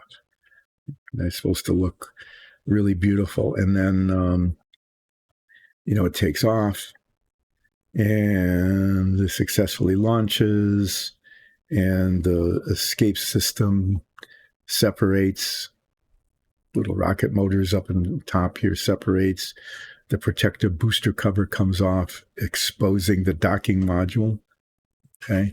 And then you separate the service module from the LEM container, flip it around, open it up, and dock your LEM. Right? Remember, that's how that works. And that's what this looks like when it's going to the moon after all the fairings and things are gone. And then you can land your LEM on the moon. There's even they even give you a little moon-like base that has, it just looks totally unrealistic, but whatever. So you land your LEM, and then when you're done walking around on the moon and collecting rocks and things, then the ascent stage separates from the descent stage and docks back with the service and command modules. And then you jettison your LEM. It's like, goodbye, LEM, I don't need you anymore. And then when you get back to Earth, you jettison the service module and burn up your heat shield in the atmosphere, which ablates away, and you parachute down. About the only thing this doesn't have parachutes. But it's really cool because the LEM was covered in gold mylar foil, and they even provided the foil in the kit. But the thing I'm working on now is this escape tower, this bit here. And these are the pieces for it. This is the rocket motor. Okay, these are the rocket nozzles. They go in, this goes in here eventually. These go in there eventually. I mean, that part's really pretty simple, right? The difficult part is this lattice work here. Okay, between the rocket motor and the command module. And that's there. That's this bit here, this whole lattice work. It looks pretty fragile, and it kind of is. It needed to provide separation between the command module and the rocket motors, because you wanted to get the command module off of here. It would separate from everything else if something went wrong down below. This was going to carry the command module away from whatever was going wrong. But the rocket exhaust, you didn't want it right on top of this, because it would like damage it and would be bad. So there had to be some separation, but it had to be open because the rocket exhaust needed to go somewhere, right? You couldn't just, otherwise this would just be like one solid piece, and it would funnel the rocket exhaust onto the top of the command module. So you end up with this trellis, basically, that goes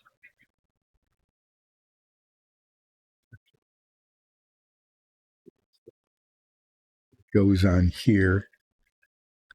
It looks pretty fragile, and it kind of is. Those are the attachment points. There's 4 little attachment points there. Okay.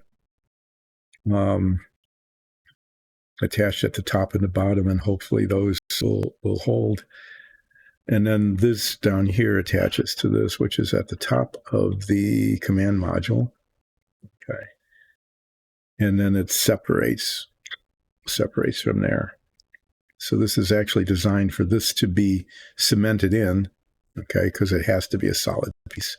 But this is designed so that when this entire lattice is constructed, okay, you can make the escape mechanism escape and go away.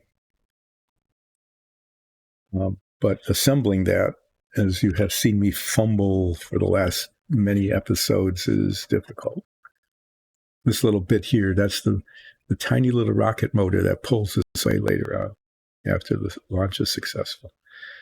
So the last stream, I was trying to get rid of these seams.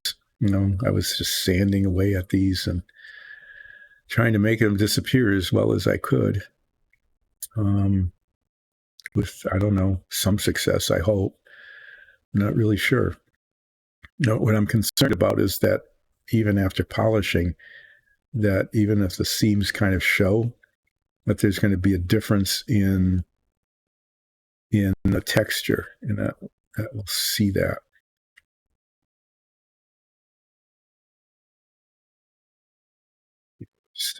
There's still some frustrating sanding to be done here. These two parts right here did not line up well at all. There was a big gap. Now there's just a slight bump, but that bump is a bump. So what's really, a little frustrating about this is that the assembly of this trellis that goes between here and here, okay, is difficult. And after break, I'm going to play around with some different ways of doing it. And then these doors, which could be cemented on, so that they are closed. I could do that. The thing is designed to show the rocket motor on the inside. And then the attachment points for these doors, I mean, here, there's a lot of attachment. But the attachment points for when the doors are open are just tiny, tiny little spots. So that's going to be a little bit of a challenge too. So I'm going to do,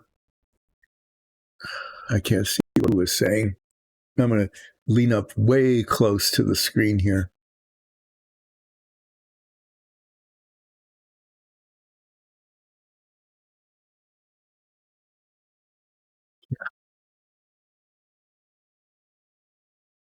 I need is for the chat screen to work on the other monitor. And I was shown how to do that once before, but I can't remember. After the break, these rocket nozzles have seams in them as well, okay? Because there were two halves that got put together. I went out of my way to paint the insides flat black because I wanted to do some relaxing painting once a couple of sessions ago. Why is there a white spot there?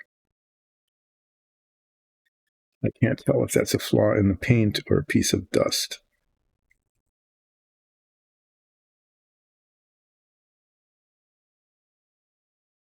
No, I might just have to paint it again.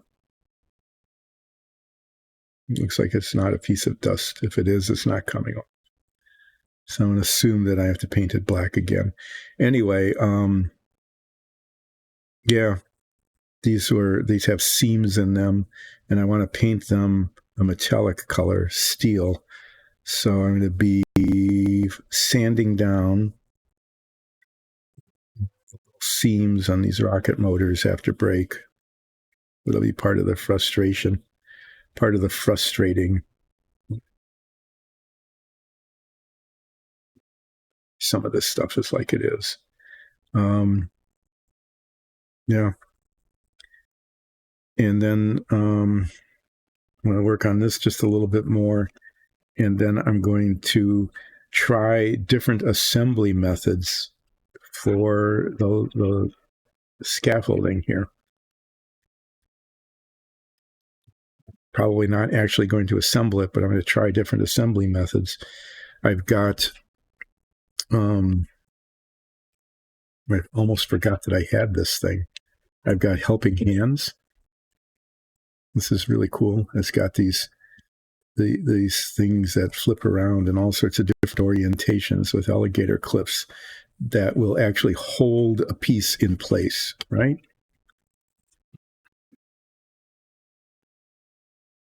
and it's got like 3 arms on it. It has a magnifying glass that I'm not going to use. So I could actually take that off and replace it with another alligator clip, and then these move all over the place like this, multiple kind of orientations. So at least in theory, I could like use this to hold some of these pieces in place while they're being cemented together. Anyway, I'll play around with that. So I'm going to do a little bit more sanding on this, what is clearly still a bump where these two parts come together. It's really close, but not quite. And then I think I'm going to actually prime this at some point fairly soon after I get back from my next trip. I'll explain that later when I get back. I'm going to prime this just to see how well I did in covering up the seams and whether there are differences in texture and stuff that I need to be concerned about. So I think what's happened is the seams, it's a little like there's a little flat spotted.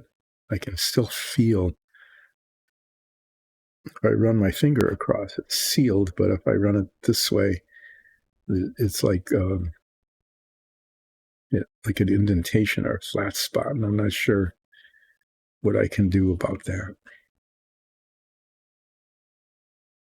I wish I were better at doing this, then I'd know what to do and I would get it done and it would look perfect, just like it does on the box top. But, I'm not, and I don't. Anyway, yeah. So after break, I'm going to sand down the seams on these rocket motors.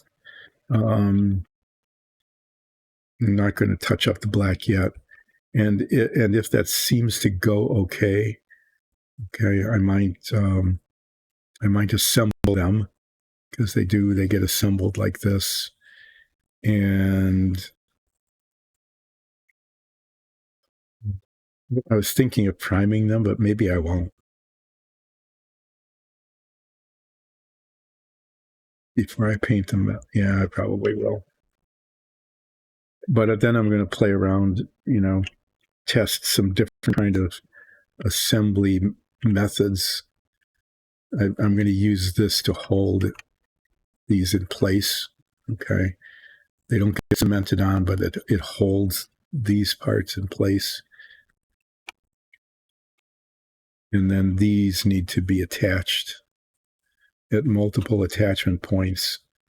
And it's really hard to get that in there. But anyway, yeah, I'm going to practice putting these together.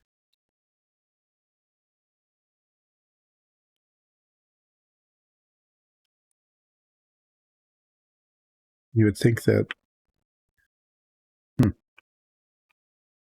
interesting. They, yeah, that's part of the challenge. If you look at it, and it happens no matter, even if I rotate it 90 degrees, this side is further apart than this side. So it needs to be torsioned. Okay. So I think that the side that's closer together would be done first. Okay. And then the side that has a little bit of a gap would be done second. Well, enough babbling. I'm going to take a break. I'm going to come back. I'm going to send the rocket nozzles. Maybe mess around with this just a little bit more to try to get that bump out that's still there right here where the two parts didn't quite join together. I'm going to try to sand it down, the bump is like right here. And then try different assembly things, maybe using like the helping hand and some tape, masking tape, different ways of holding things together. I've got this thing that opens up and then holds. Like I could grab this, and hold it like that and not have to deal with it with my fingers. That might work. And I've got this little, it's like a surgical thing. It is a clamp,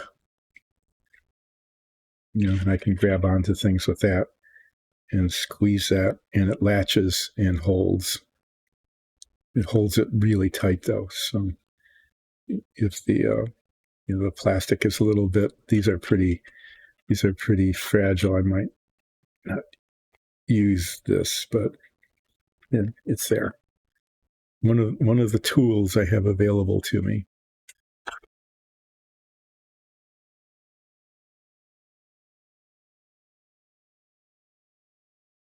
All right, enough of that. I'm going to take a break. The submarine is done. Yay! Submarine is done. And then I'm going to come back and continue working on the frustrating Apollo model. And then I'll tell you why I'm going to be gone for almost basically 3 weeks from today. I'll be back on, I think, the 22nd is when I'll be returning, but I'll explain that later. Thanks for watching the conclusion of the submarine, and I will be back in about a half an hour to do some more stuff on this Apollo. Okay? See you then.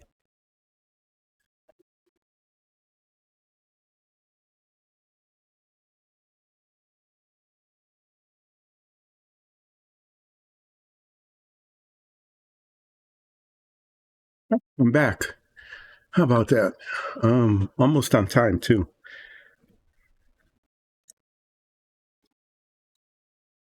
Keep your work surface clean and neat. Like this. So, for whatever reason, the allergies are really bad today. Or the air pressure change or something. I'm not sure which, but whatever it is, it's kind of unpleasant. So, yeah, what's happening here? I'm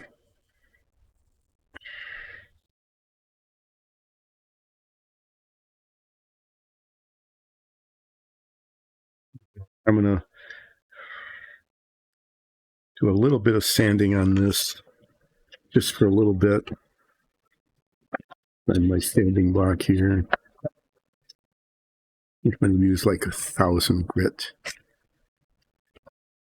I'm going to use this stuff.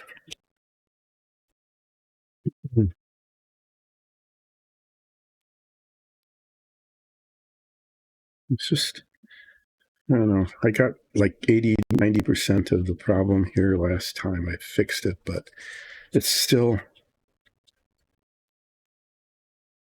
not the way I'm. So as I'm doing this, kind of not really accomplishing much, I guess, but trying to get rid of this little bump.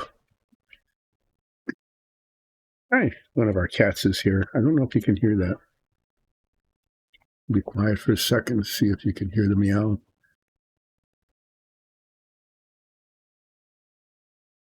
I literally am seeing whether you can hear it because there's a little bar that shoots across when sounds are happening.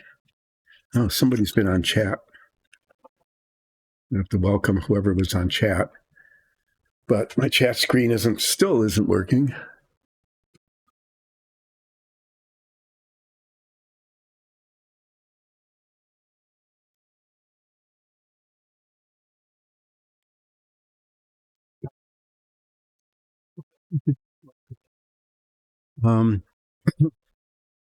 Explain what I'm doing. I'm working on an Apollo model that will eventually look like this. I'm working on the tower here, the escape tower, trying to get rid of seams and discontinuities where the pieces come together and don't quite fit by sanding them and then polishing the sanding. The submarine is done.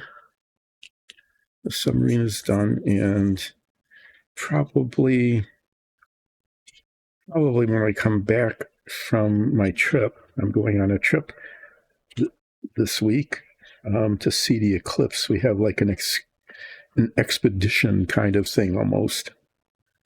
So we're going to be gone for a while. It's not just for the eclipse day. So I'm going to be not streaming for like 3 weeks from today. I'll be back on the 22nd. So it's like take everybody's spring break, right, and combine all your spring breaks together into one long spring break, and that's kind of what I'm going to be doing.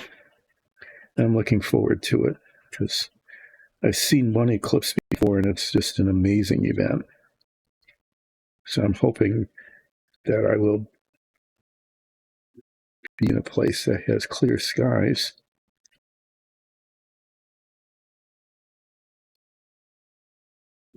It'll be, clear skies. What can I say?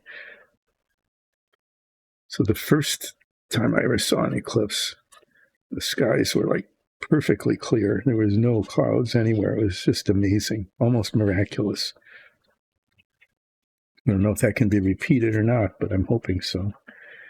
Anyway, I'm trying to get these seams and discontinuities where the parts come together, trying to get rid of those by filling them and sanding them. And I look at the pictures of these models that people who know how to build models build, and they're just always so perfect, right? There's no seams, there's no discontinuities, there's no lumps in the paint.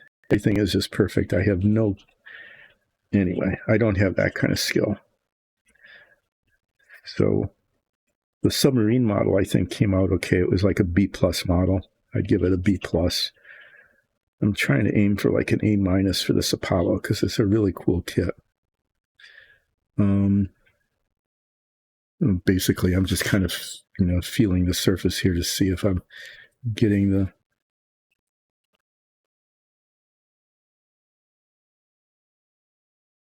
seams off.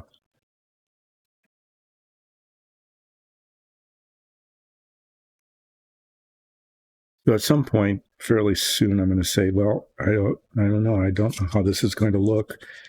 It's starting to feel like it's okay, but I won't be able to tell till I prime it. It's definitely a problem here. I don't know if there's a gap that I'm feeling with my fingernail, or a lump, or a bump, or I'm not sure. So what I'm thinking of doing with this, since it's just not achieving the kind of let's just say I don't know if there's discontinuities or gaps or changes in texture or whatever that are going to show. I'm not sure. So I think it's getting to the point where I need to prime it. And then deal with it after it's primed. Okay. I mean, I can always sand down the primer and reprime something if it doesn't look good.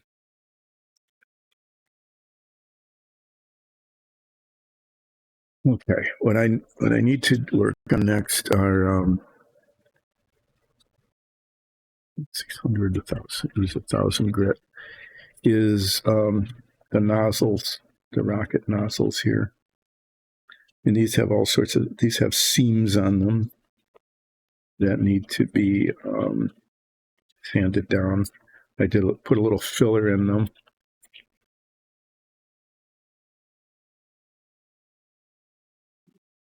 And make the rocket nozzles not look like, to look like they should, which is to say, a solid piece, right? Without bumps or lumps or seams or anything on them.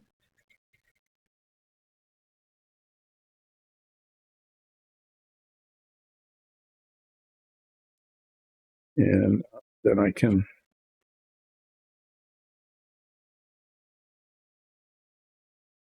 end up priming these two. I've been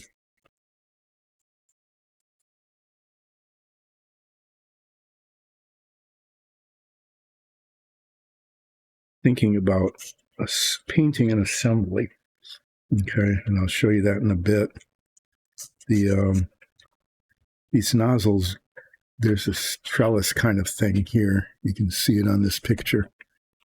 Okay, there's this trellis, and then there's this cone, and the rocket nozzles are underneath. This is actually the rocket motor, solid fuel motor. It's all filled with solid fuel, and then the nozzles are down here. And the nozzles are not painted white. The nozzles are painted like metal, like steel, or maybe even dark, like black.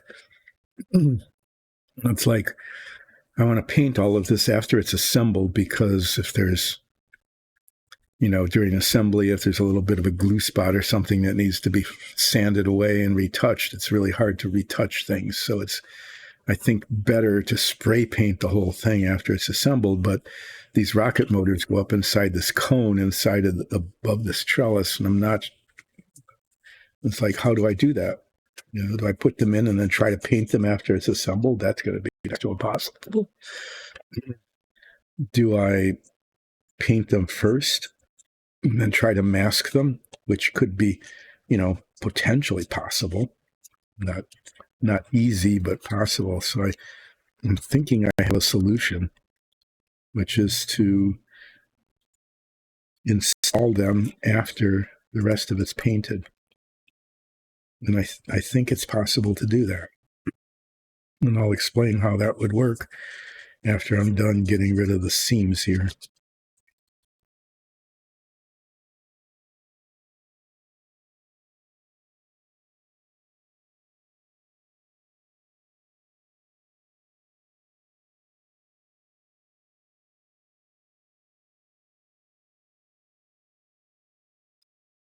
Yeah, do it on camera. I'll move the camera over.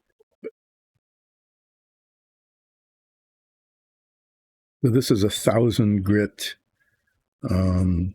sandpaper, which is very fine and doesn't leave too many scratches, but I want to polish it with 2,000 grit anyway.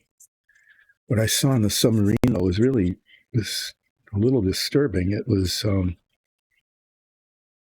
I sanded it and then polished it, but then it still turned out that the texture was different than the regular plastic. And the places that were sanded showed as just having a different surface texture. I'm not quite sure how that is or why, because the polishing, at least the way it looks, is it just gives it the same smoothness as the rest of the plastic.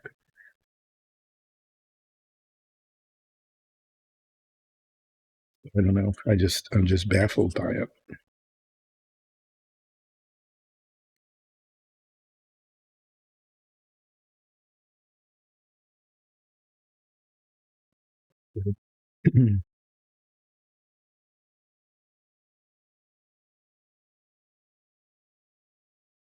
No matter how careful I was trying to line these parts up, when I cemented them together, they still, in some places, left a little gap. In some places, they didn't line up exactly. Regardless of which one of those it was, it just leaves a flaw. And especially if it's painted a metallic, the flaw will really show. So I'm doing my best to try to get rid of the seams and the gaps and the lumps and the divots and all that, and make it look like it's just a solid piece.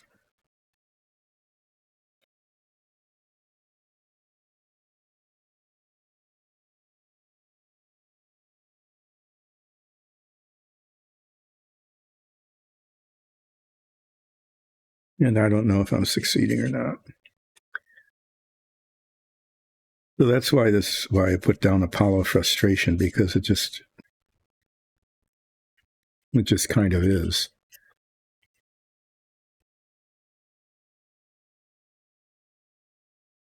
Yeah. And the plastic putty that I use to fill these gaps, I think it, no, I'm not sure. I'm going to just have to see what it looks like after it's primed. I bought some Bondo instead. I've used that before, and I think it'll actually work better than the plastic putty in terms of filling in the gaps and feathering. I can't say for sure if it will or not, but I think it will.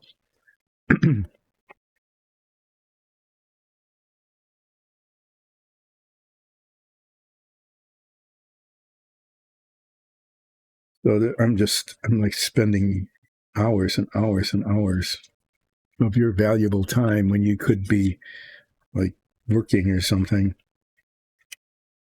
trying to sand the imperfections out of these rocket nozzles.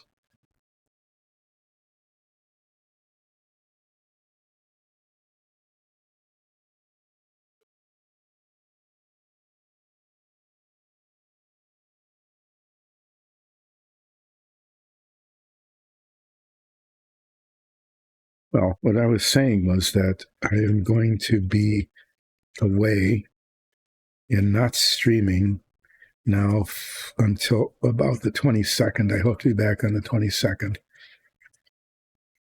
as I'll be traveling, seeing the eclipse. I hope, you know, I really hope I'm seeing the eclipse and not just clouds. See how that goes. And then doing kind of an expedition, going other places before coming home to resume what will probably be more interminable sanding on this Apollo model. Because when I get back, I'm going to prime these pieces, and after they're primed, the remaining flaws will probably appear. What I'm hoping is that, by doing filling and sanding and polishing, that the flaws will be less obvious than if I hadn't done those things. At least that's the hope, is that this is actually accomplishing something in terms of making the model look better than by not doing it.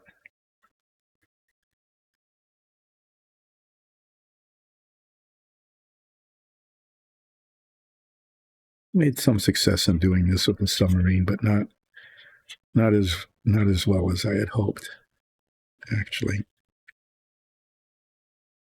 So after I'm done with these nozzles, which will be sometime, not too long from now, because there isn't that much to do on them, do some testing of assembly techniques.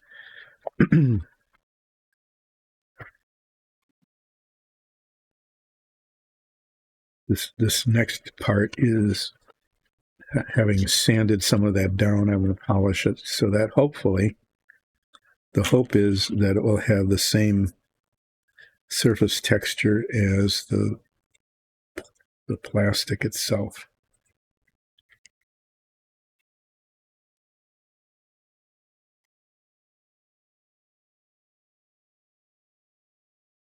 I'm guessing that master modelers, they must have like cadres of minions, right? This minion, like volunteers or Oompa Loompas or something to do this kind of thing. I don't know. There must be better techniques, but I don't know them, and I'm not really good at looking things up and learning stuff. I just kind of mess around until it seems to work. That's what you get to see on relaxing painting or not relaxing sanding. on Dyson Dungeons.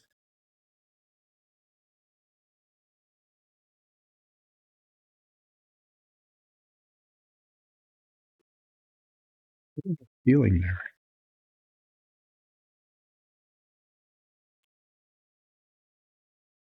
It's turning black.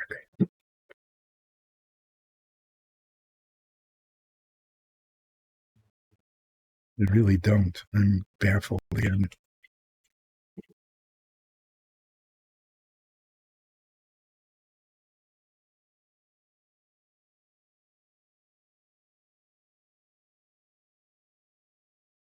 Doing it here too. I'm thinking that that's the filler, and it's just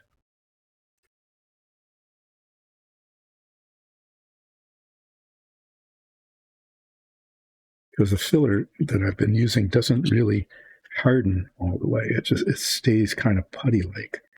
And I'm thinking that's what's happening here.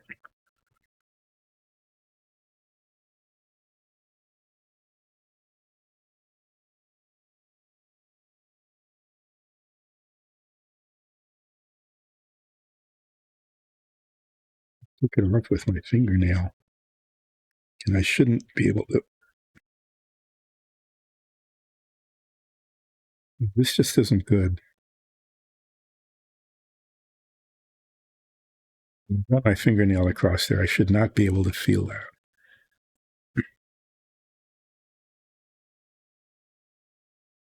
Go back to this grip.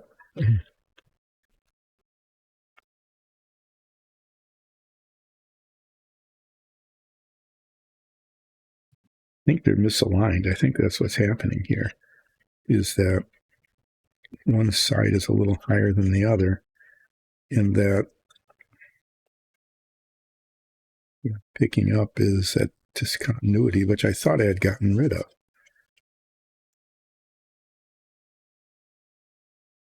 So I'm going to guess. I'm just guessing here that when I prime this, I'm going to have to. It's going to be almost like starting over. But the whole thing is just going to look so crappy that there's going to be like a gap there. I can feel it in both directions. Yeah. But I'm going to wait until it's primed so that I really know what I'm dealing with. It's hard to tell right now. And this auto body putty stuff, I tested it. It really works pretty well. It sands nice and smooth.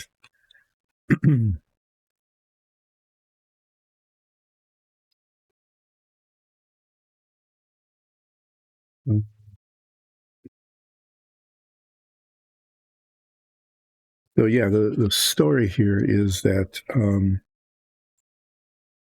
relaxing painting with Dyson Dungeons started out as I'm painting dungeon tiles and sometimes minifigs for a Dungeons and Dragons show, which is really cool, and you need to catch it on YouTube if you're not catching it when it twitches, which is like Sundays at 2 Eastern. Okay, that's when it twitches. But you can catch the previous episodes. They're all on YouTube. And it would be a good way to, if you have missed some, to catch up and see what's happening to Midnight Brunch, which is the name of our party. And one time we ran out of dungeon tiles, and it was, well, why don't you just work on one of the models that you got laying around the basement that you bought when you retired that you thought you would be working on because you'd have nothing else to do, and it turned out that you never got around to building any of them. And so I finished a Fink, and that wasn't really terribly popular. Big Daddy Roth Fink model. I still have the reissues of all of those because I built the originals when they first came out. I did a pretty good job with the Fink. I think the Fink looks good. It's a Fink Eliminator. But the next thing was I started working on the Renwall Submarine, which was a vintage kit. multiple kits of the prototype Polaris launching nuclear submarine, the George Washington. And I did that on Submarine Wednesdays forever and ever and ever. And I actually got finished today. It's hard to believe. I mean, it's like one of those things that's been going on so long. It's like, how will I fill the void in this life of Submarine Wednesdays? But I went through some alternative replacements, not replacements, but successors to that. And the winner was the History Maker Apollo thing that I'm working on now. I have to say that building these kits was way simpler when I was, 12 years old, because I wouldn't be doing this. Okay. I just glue the pieces together and paint them. And then they'd be glued together and painted, right? And the seams would show and the gaps would show, but the model would be done.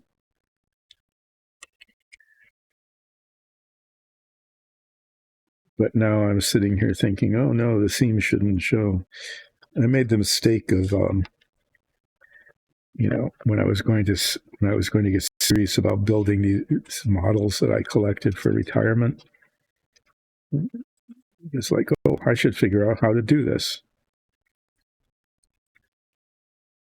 So I bought a book called Building Model Airplanes, and it was like, really, seriously, all of this? And it talked about how to make the seams go away and sanding and painting. There was, and I don't know, I even bought an airbrush, which I started practicing on, trying to use. I'm terrible at it. Just not good. Not good at airbrushing, which is kind of a limitation here. I'm doing this kind of stuff because that's how most of these things are supposed to be painted, so you don't have brush marks all over the place. So I practiced using just water, to try to get a spray paint pattern going. And I even made a mess with the water, and then I tried it with paint, and I got paint all over. Just getting the paint into the little cups and bottles that attach to the airbrush. And of course, I knocked them off, and it spilled. And I have to say, it was was really frustrating. So I didn't use any airbrush on the Submarine, which was fine because all of it was just really, really fine detail. It was like tiny little detail brushing, like 90+% of it. And the parts that weren't were like the decks. Some of the decks were fairly large surfaces, but I was able to do that without showing too many brush marks. And then when I painted the hull, I just used a spray can. Actually, that's what I bought for this too, is I bought some spray cans of different white paints to test and try out, because I can't airbrush. That's a real handicap, an impediment, I guess. Not so much a handicap, an impediment. That's a better word. To be able to do really good modeling is having minus skill points for airbrushing. You wouldn't see me do it anyway, because there's no way we can get a camera on there without actually building like an airbrushing studio. And I can't do it here. It's just a workbench.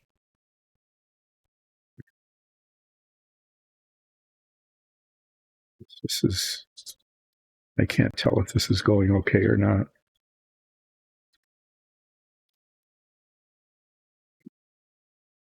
Where the seam is showing really significantly, but I can't tell if, yeah.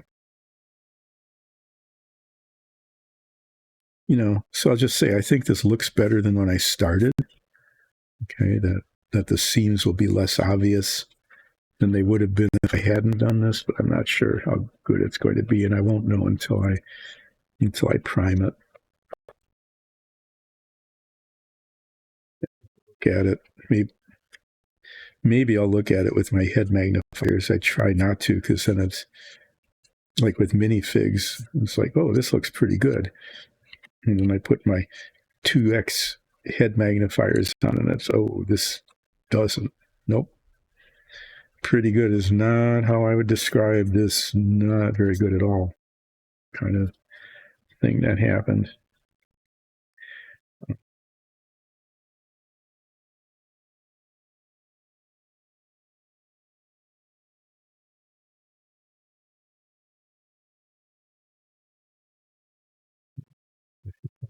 After I'm done sanding it with this,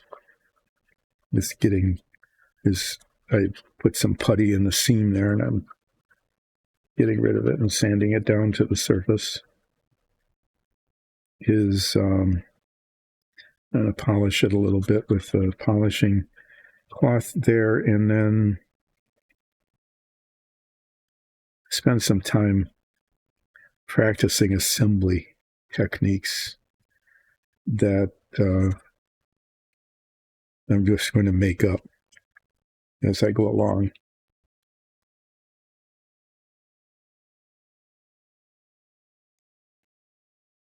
We'll get to see that.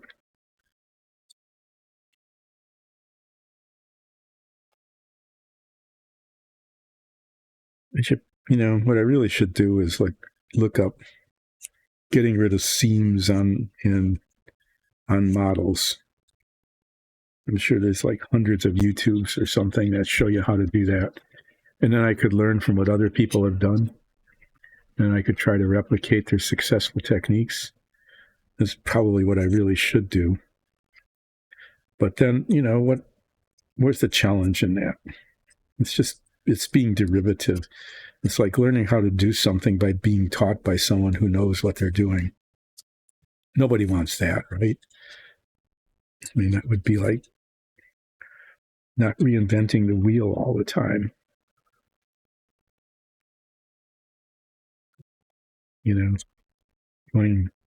Going to school and learning arithmetic as opposed to inventing arithmetic on your own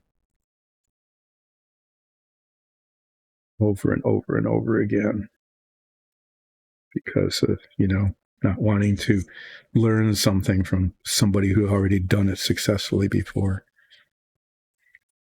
Heaven forbid I do something like that. And then come here and say, oh, look what I learned by watching a YouTube channel on how to actually build models. I'm doing it just like they did. Well, why?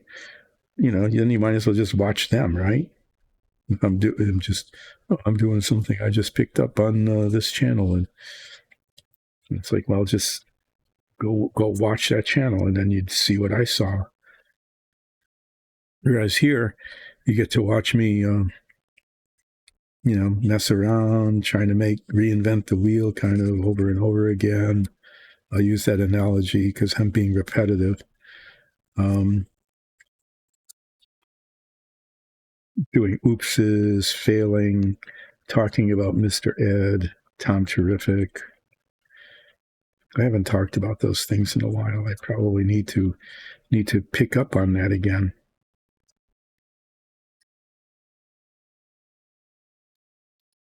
Do gigs about television. My day, back in the day.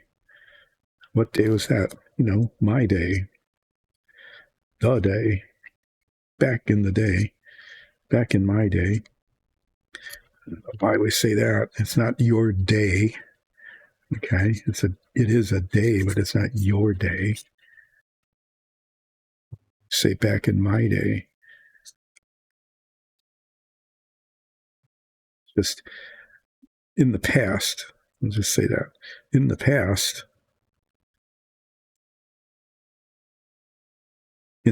this really wouldn't have been possible. Okay. We didn't, in order to record, we couldn't even get video recordings. That wasn't even a thing except in like professional studios. I mean, really professional studios like television station studios and kind of things. There wasn't anything like a home recorder. So what, much less a home broadcasting station. So none of, in my day, in the olden days, okay, none of this would have been possible. Well, I can't say it'd be impossible. The way it would have to work is you have to get out your Bell and Powell or whatever, okay, because they had film cameras. You could get movie cameras. Little, my dad had one. I think it was a Keystone. I think that was the brand. You had to wind it up. It was spring driven. So seriously, you had to wind it up, and you'd use this little 8mm film that you'd put in it, and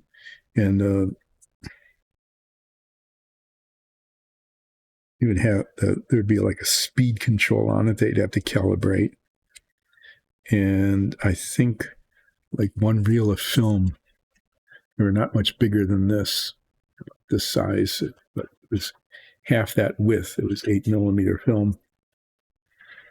That was weird. We never really thought about that. That was in metric. Huh. It was 8mm film, 16mm film. We didn't think anything of it. It's just what you called the film. Didn't think that we were using metric, even though we rejected metric as a measurement system explicitly not too terribly much after that. Anyway, yeah, in order to do this sort of thing, we'd have to get like dozens of rolls of film like that. Get the light bar out. The camera came with a light bar. It had like 4 floodlights on it. When those turned on, you knew they were on. You didn't have to have the furnace on in the dead of winter when those were running. So it was a pretty fancy outfit. And I think there was like at most 10 minutes of recording that could be done on one reel of film, a little film.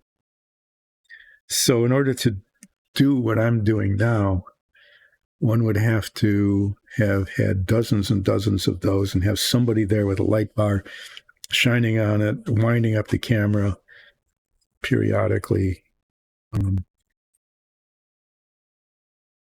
taking it, putting the film in and out, right?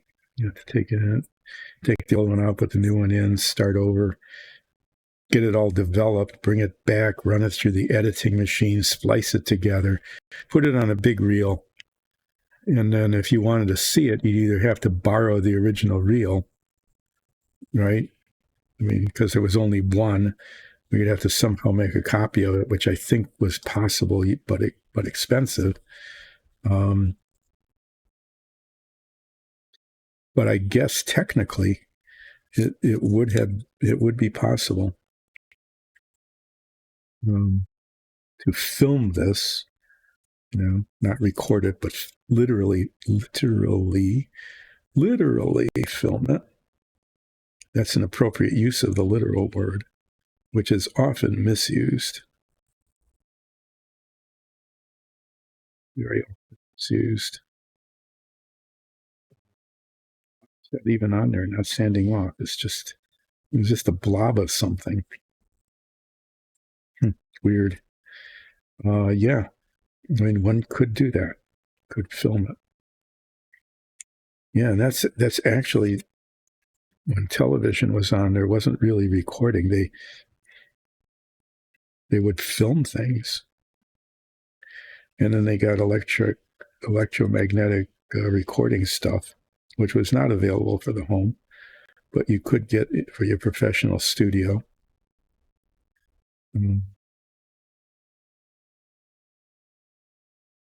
Yeah. Okay. Well, That's about as good as that can get, I think, right now until I prime it and see how bad it is. What have I got left? Like 45 minutes. So this, which still has,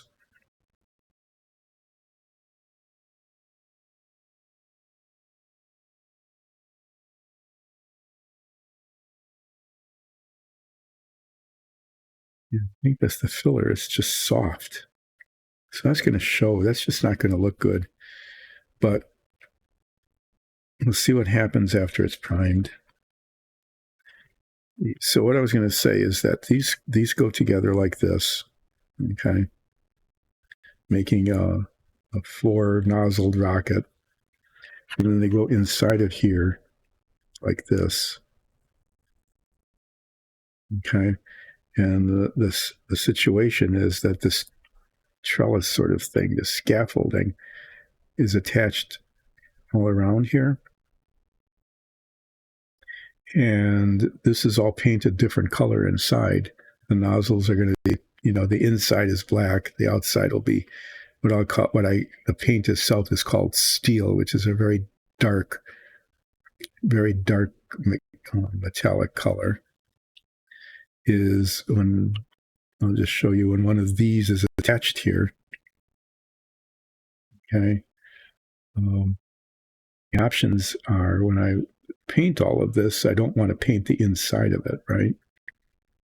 Is potentially, at least it should be, possible to maybe mask that, to mask it all. But the other option I was looking at, I don't know if this would work or not. These are put together.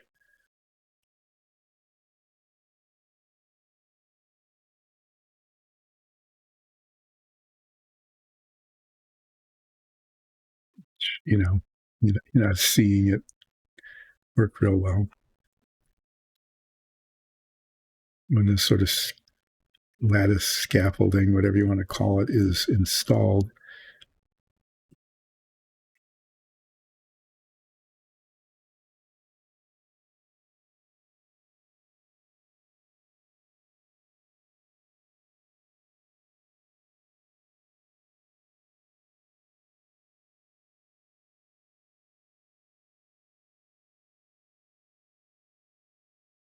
So,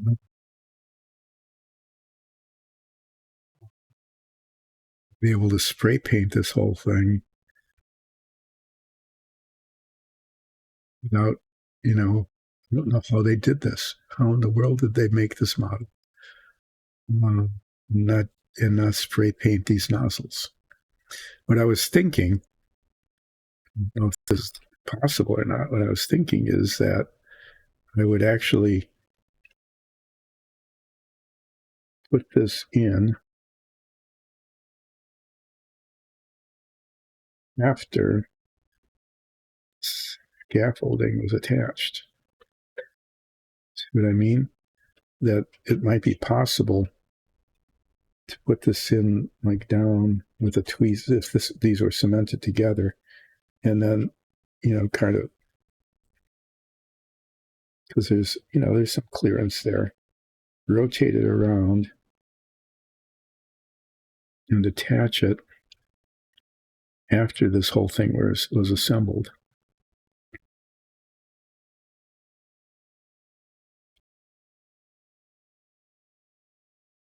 It's a way of just maybe there is.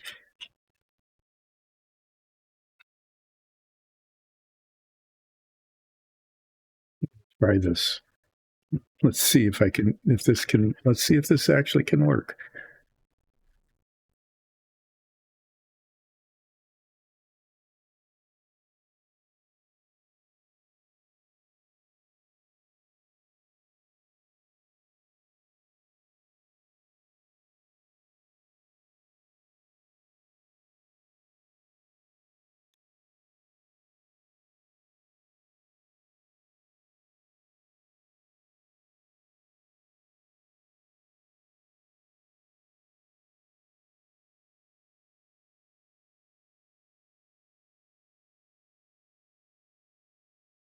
This is called Helping Hands. That's actually the name of the thing.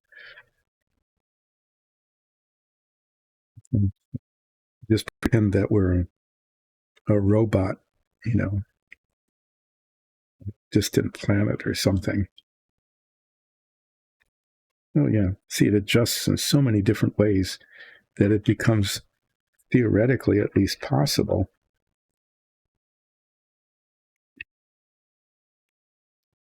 Hold that into place, and then it becomes theoretically possible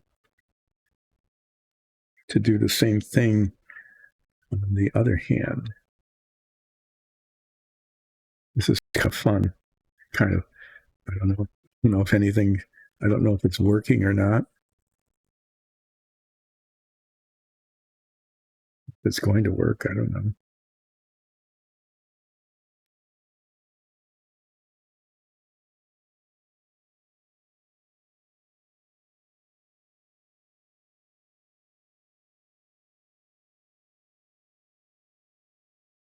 It's getting close, you know?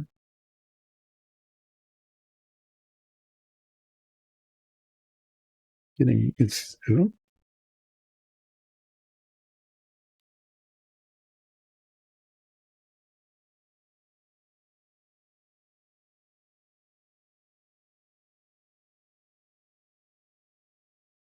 is it fun watching this? Is it fun watching flailing around with helping hands here? I don't know, it might be.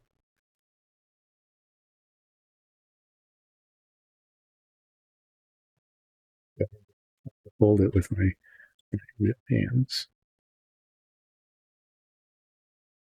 And you're saying, what are you trying to do here? Well, what I'm trying to do is see what this looks like when it's assembled, you know, at least partially.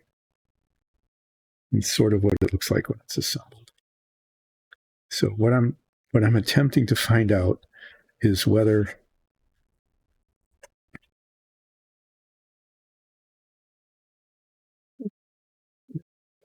thing that I jammed under here, that I almost had this together the way I wanted it, but the part I needed I jammed underneath. Right. So close. This might actually work if I'm very patient, and you are all even more patient than I am.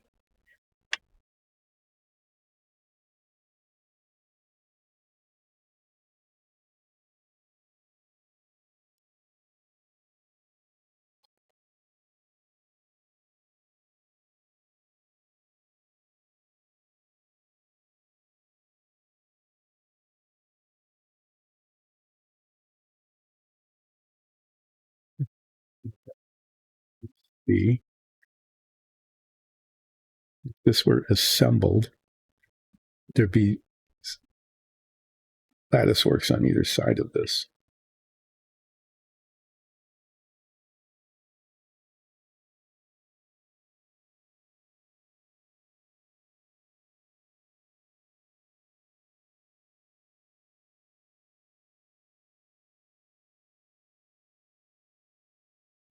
Do this in two steps.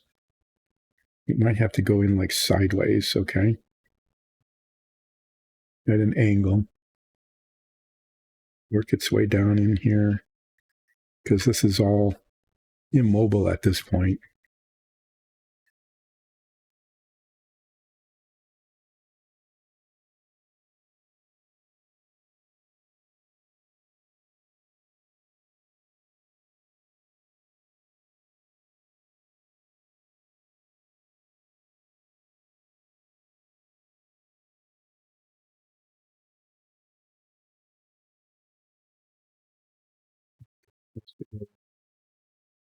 There. It won't come apart because it'll be cemented together. What I'm trying to do is see if I can put this, if it's possible,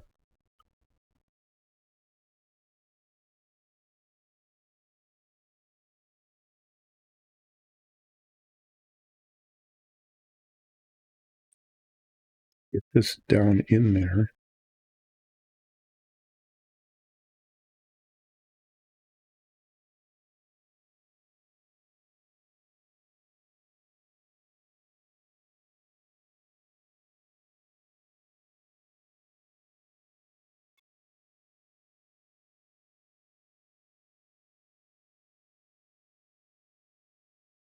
even theoretically possible to get that down in there.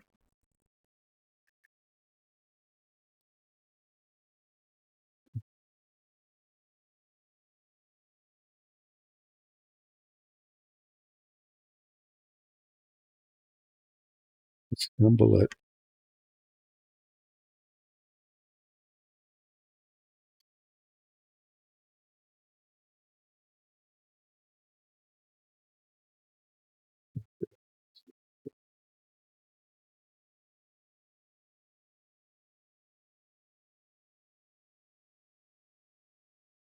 Maybe it needs to be done in two parts. Maybe it makes sense to do it this way. Is if I use this technique, saying I will, but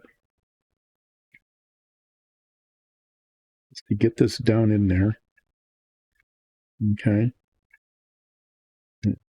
cement that on, right? That's on. Yeah, I mean that might work. Let's take the other half of it.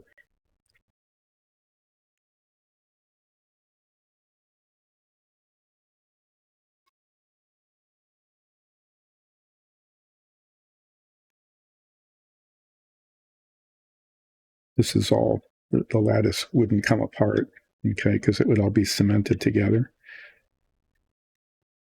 I think I could actually fish those things down into there. This isn't working that well, but with little tweezers and things, stuff that wouldn't. I don't know. I think I need to try it that way, because if I put this in, if this were assembled ahead of time, I'm left with the choice of having painted all of these parts. Well, I could do it that way. Okay. Maybe actually I might end up having to do it that way. There's another option. Okay. That's why I'm playing around with this. This will all get this just sets in here because it is designed to come out, right? And the way the instructions read, this could be assembled while this cap, okay, is not cemented on. It could just hold it in place. All right. So I can, before I put that in, not cement this, but just use it as a holder, a placeholder, to make sure that it will go in later, okay, like that, okay.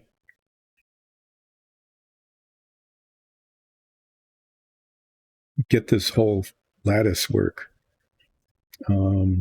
assembled, because once it's assembled, it's going to be rigid. There's a ring that holds it together. These hold it together. If all of the seams are in place and this is okay as it is, right? Then I should be able to take this off and the whole thing will hold together.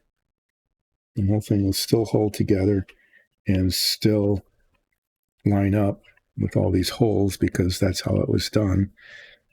And then I can take this off, paint the lattice, and get the whole lattice painted, right? I could even assemble this at that point. I could even assemble this. I could even, I'm going to I'm not going to paint this final paint yet. This is my plan. Here is my plan. To get the trellis put together, okay, these parts on the side parts, this ring goes in here, right up there using this cone, not attached, but just setting on there. Maybe I'd use some rubber cement or something to hold it temporarily. Let all of that set until it's solid. Okay, and then I'll have this four-sided with a ring solid trellis. Take this off. Ta-da. Assemble this. I would paint the inside of this the color that I want it painted. Okay, that's just fine. And then I can tape the inside of it. And I'm going to tape, I want the edge of this edge to be painted white, but I want the inside of it to not be. So I would just tape the inside of it after it was painted. It should give it a pretty decent clean edge. It's kind of what I did with the Submarine, right? Just tape, including around these things.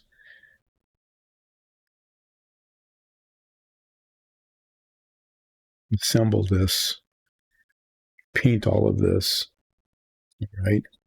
And after it's all painted and ready to go, then I can put the engines in. And after the engines are in, then I can attach this to that. Because this will all be solid and rigid, and it should be able to, all these things should line up. Okay, I've got a plan.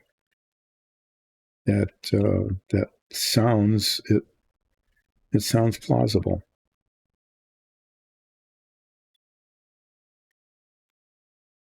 Yeah. Wonder how this is going to turn out. So the way this thing works is that there's this ring.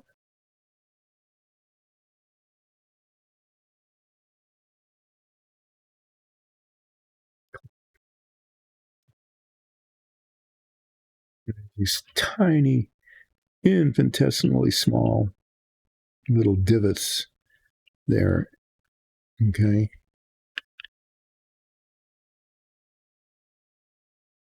Infinitesimally small little points to be connected. And this ring is critical in keeping the structure stable.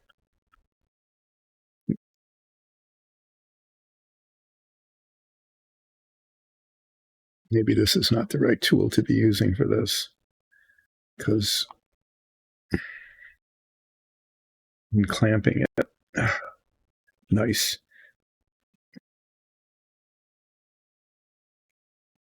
This one, kind of like this. Okay.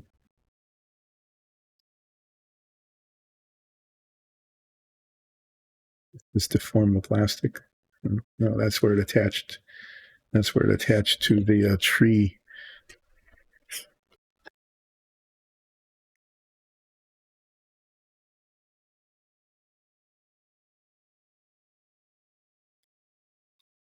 I'm practicing different assembly techniques here.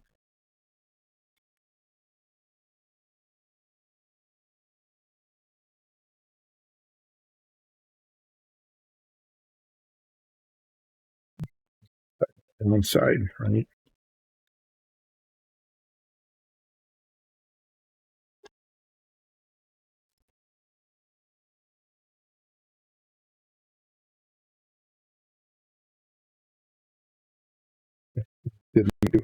Didn't do this any good.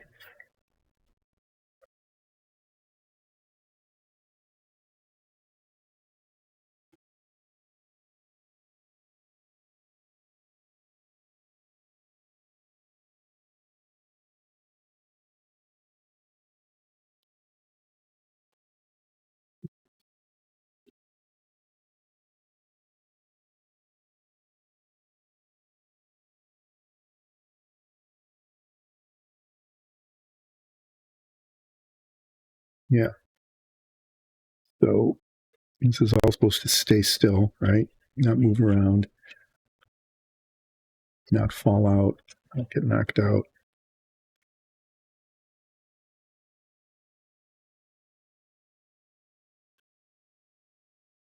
And then this one end goes into that little hole there and sticks.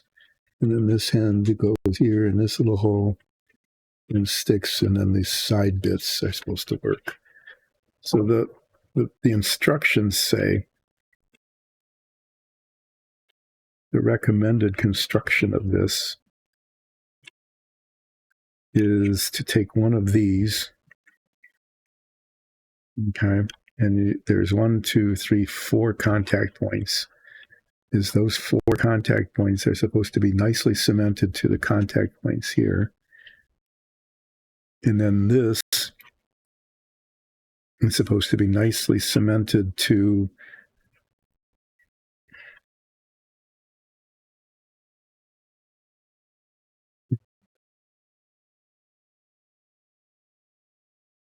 that, okay? And then once that's done, this is supposed to stay stable and not flop around.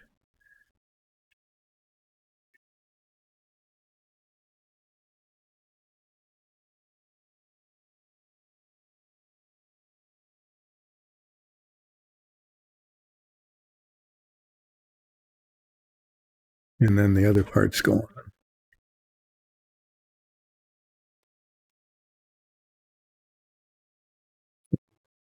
I'm going to just try a couple of things here.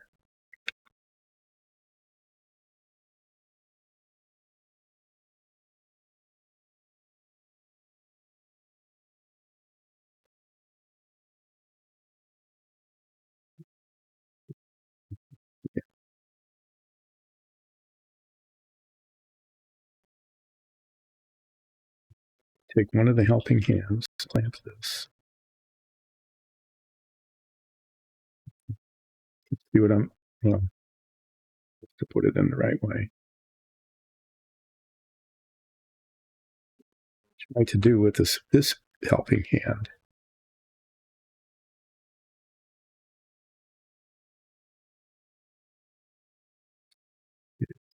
These end up with the contact points.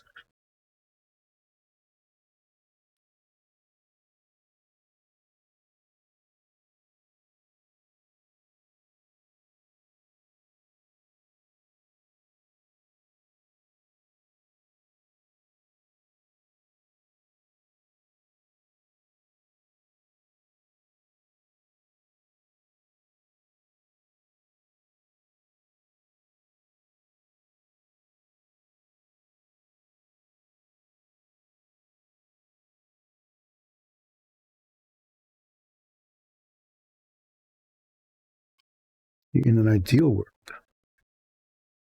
what would be kind of cool if I could do it would be to get all those contact points lined up, all 8 of them, right? Maybe use a little tape or something and cement them all. It's just sitting there like this.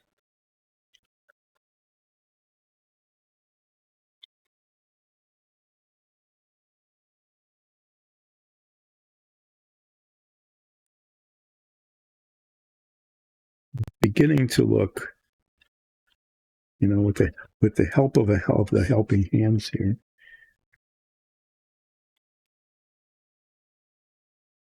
looking like it's almost, not completely, but almost possible to get these things connected.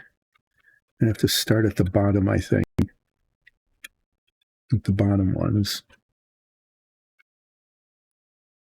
way up to the top. I need to get that and then get the ring in there. It's completely cemented.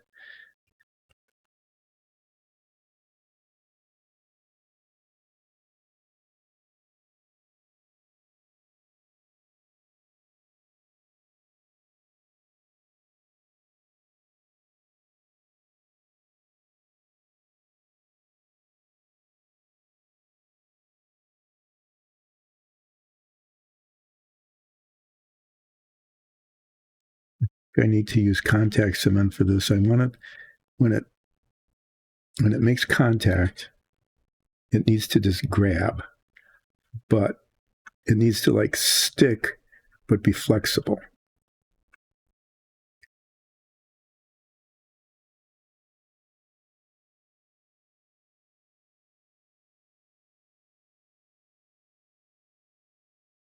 Like that there. This. I need tweezers that don't rotate.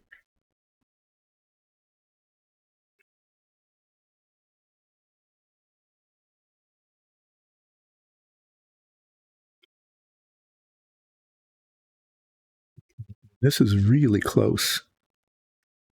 If I can get those on, get that all attached, and it's sticking. Okay, it's not falling apart, but where it's touching, it's like sticks there.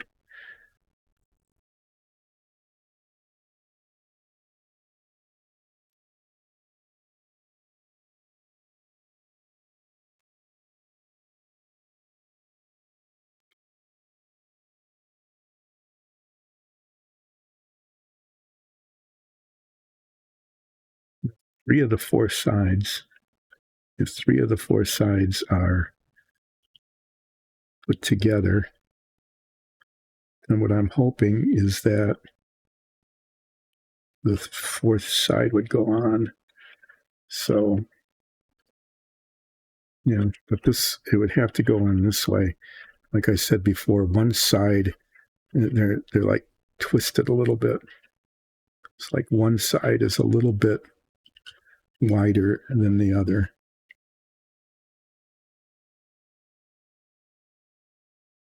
This is where that clamp would work if it were gentle.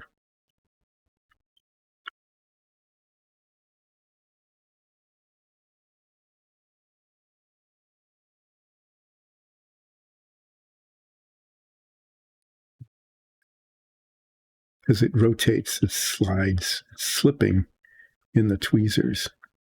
There.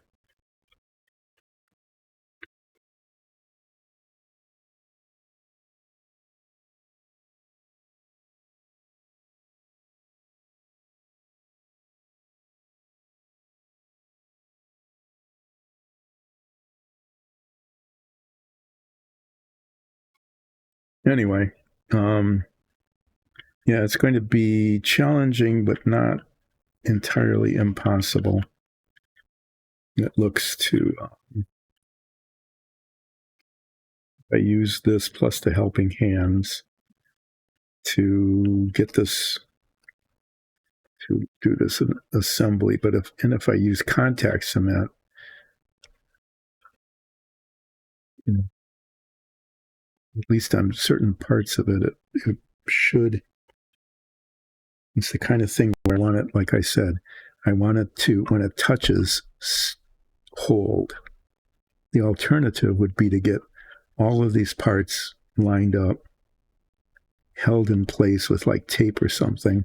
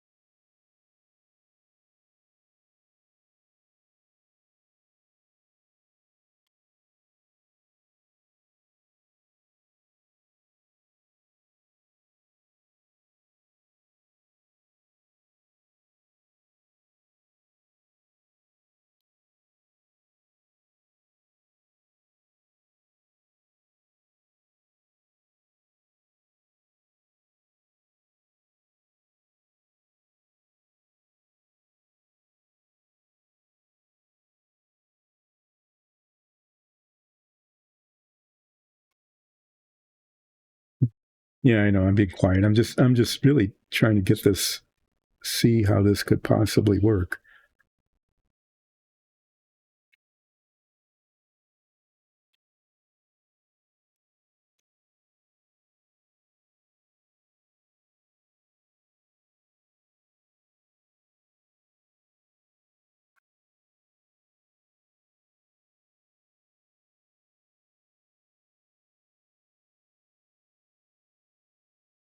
Yeah, I'd much rather at this point be talking about 1950s television.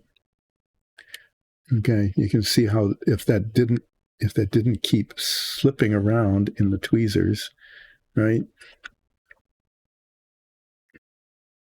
Rotating, if it would grip and stay gripping, I think I know how to fix that.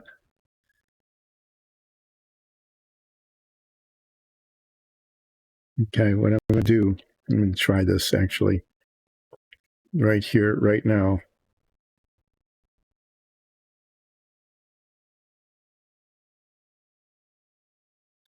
Someone chatting, I'm missing it. Yeah, my chat screen is working. I can't see anything.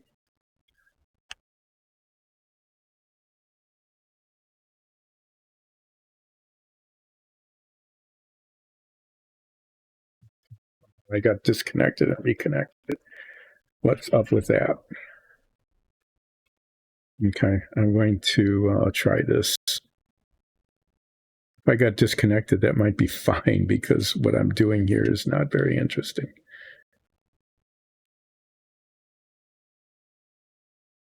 Okay, I'm putting masking tape on the tweezers. And what I'm hoping will happen if this actually stuck, but it's not. If this stuff would actually stick to the tweezers.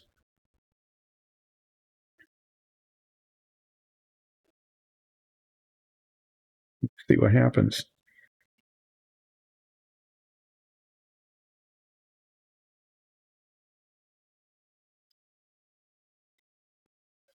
Yeah. So what I'm kind of hoping might happen here is if I can get this to stick, okay, is that the sticky side is against the metal, right? But that instead of having this like this bare metal against the plastic, which is slipping all over the place, I would have a surface, but it's not sticking to the metal. Okay, well, I'm about to give up on this, but what I want to have happen is, to this with using the helping hand, having it be kind of like that, attach the attachment points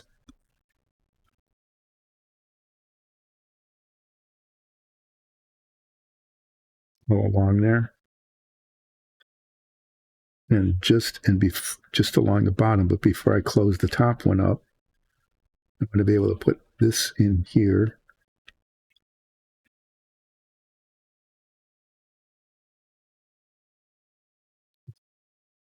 Keeps sliding around is to get that in there on these 3 points, like that.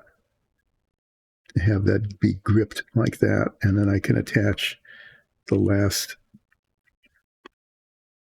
Hopefully, be able to attach these last attachment points up the top. Okay, which is like that, but then this rotated.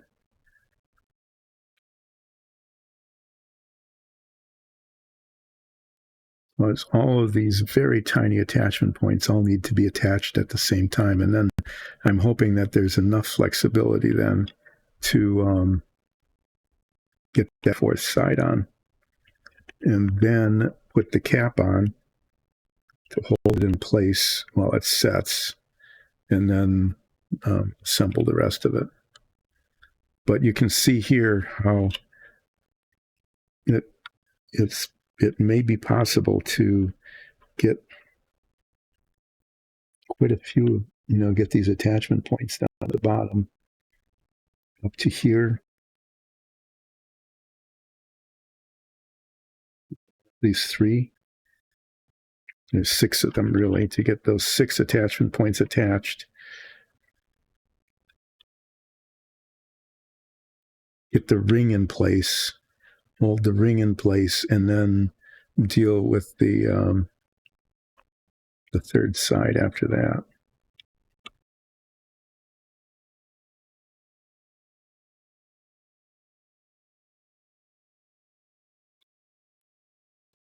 may end up kind of using their suggestion, which is to attach at least those 3 attachment points, okay, leaving the top one. Probably doing that using contact cement so that there's still some flexibility. It'll hold, but it's still a little flexible. And then attaching it to the base and the helping hands, attaching it to the other side, okay? Maybe I'd even put the ring in. I think I'm going to do that. I'm going to use their suggestion using contact cement. Attaching these 4 sides, getting the ring in place. Hopefully this will kind of hold together well enough so that I can put it in here and basically attach it to that side.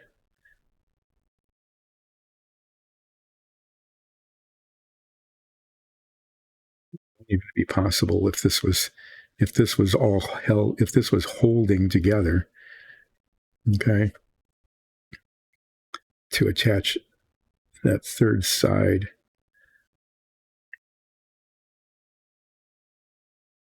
And okay, well, this has been frustrating Apollo with Dice and Dungeons. The submarine is finished. Yay. I've just got this stuff to do. I figured out, I think, some assembly sequence, and I'll be coming back to this when I return on about the 22nd. Okay, so thanks for bearing with me today. It looks like I was disconnected and maybe reconnected. I can't really tell what happened there. There was something that popped up on the chat. But as far as you can see here, I really accomplished next to nothing. And that might continue until I get this trellis done. And then after that, I'm going to work on the service module. Hopefully the service module will move along a little bit more quickly and effectively. And I'm going to look for more like grippy things that I can use in addition to like this clamp and these spring-loaded tweezers for holding parts while I try to assemble them. So that was that edition. Going to be gone for a bit. Thanks again. I will see you all on the 22nd at more or less 10 o'clock Eastern time. If you have a chance to see the eclipse, I hope you have clear skies. That would be really great. It's a wonderful event. Whoa, yeah. So thanks again. And see you all in about 3 weeks. Take care. Be sure to watch all of the episodes of the Dungeons & Dragons show presented by Dice and Dungeons. Yeah. I don't know how to finish these things. Just sort of fade away. It's like these like songs, right? If you're listening to a blues song or a symphony, they always have a finish. They build up to it as bum, bum, bum, bum, and it's done. But a lot of rock songs, especially in the 60s and stuff, never knew how to end a song. So they just sort of repeated the same lyrics and riff over and over and over and faded away. And so there was this sense of that's how music ends. It just sort of fades away. Well, that's how this stream usually ends, is that there's no real good dump, da-dump, dump, bump finish. I hope that didn't violate any sort of copyright things. But I just sort of babble on until I just don't feel like talking anymore. And then I say goodbye. And then I think of something else to say. And I say goodbye again. And then finally, I just reach over and push the end stream button. So I'm going to do that again. I will say thanks again so much for watching Relaxing Painting and Frustrating Sanding with Dice and Dungeons. I'll return in about 3 weeks, but between now and then, there will be opportunities to watch the Dungeons and Dragons show presented by Dice and Dungeons. And if you can't catch it on YouTube, And if you need to, you can actually listen to it as a podcast. If you like us, if you like to support Dice and Dungeons, please become a follower. Suggest to all of your friends and family and everybody you know, people you don't know, total strangers, go up and say, you really need to become a follower of Dice and Dungeons. Do it now. Okay. If you go on YouTube, I think you can become a sponsor. I think so. I think that works that way. And if you go to patreon.com/dice and dungeons, that's patreon.com/dice and dungeons, you can become a patron and support us that way. That would be most appreciated. And you get access to really cool things like our warm-up sessions and our Dungeon Master session notes. So on that plug, let me finish. See you in 3 weeks. Please come back. I know that that's kind of a long time, but you can always catch up, go back and watch me play with the Submarine, or paint minifigs or something on YouTube's.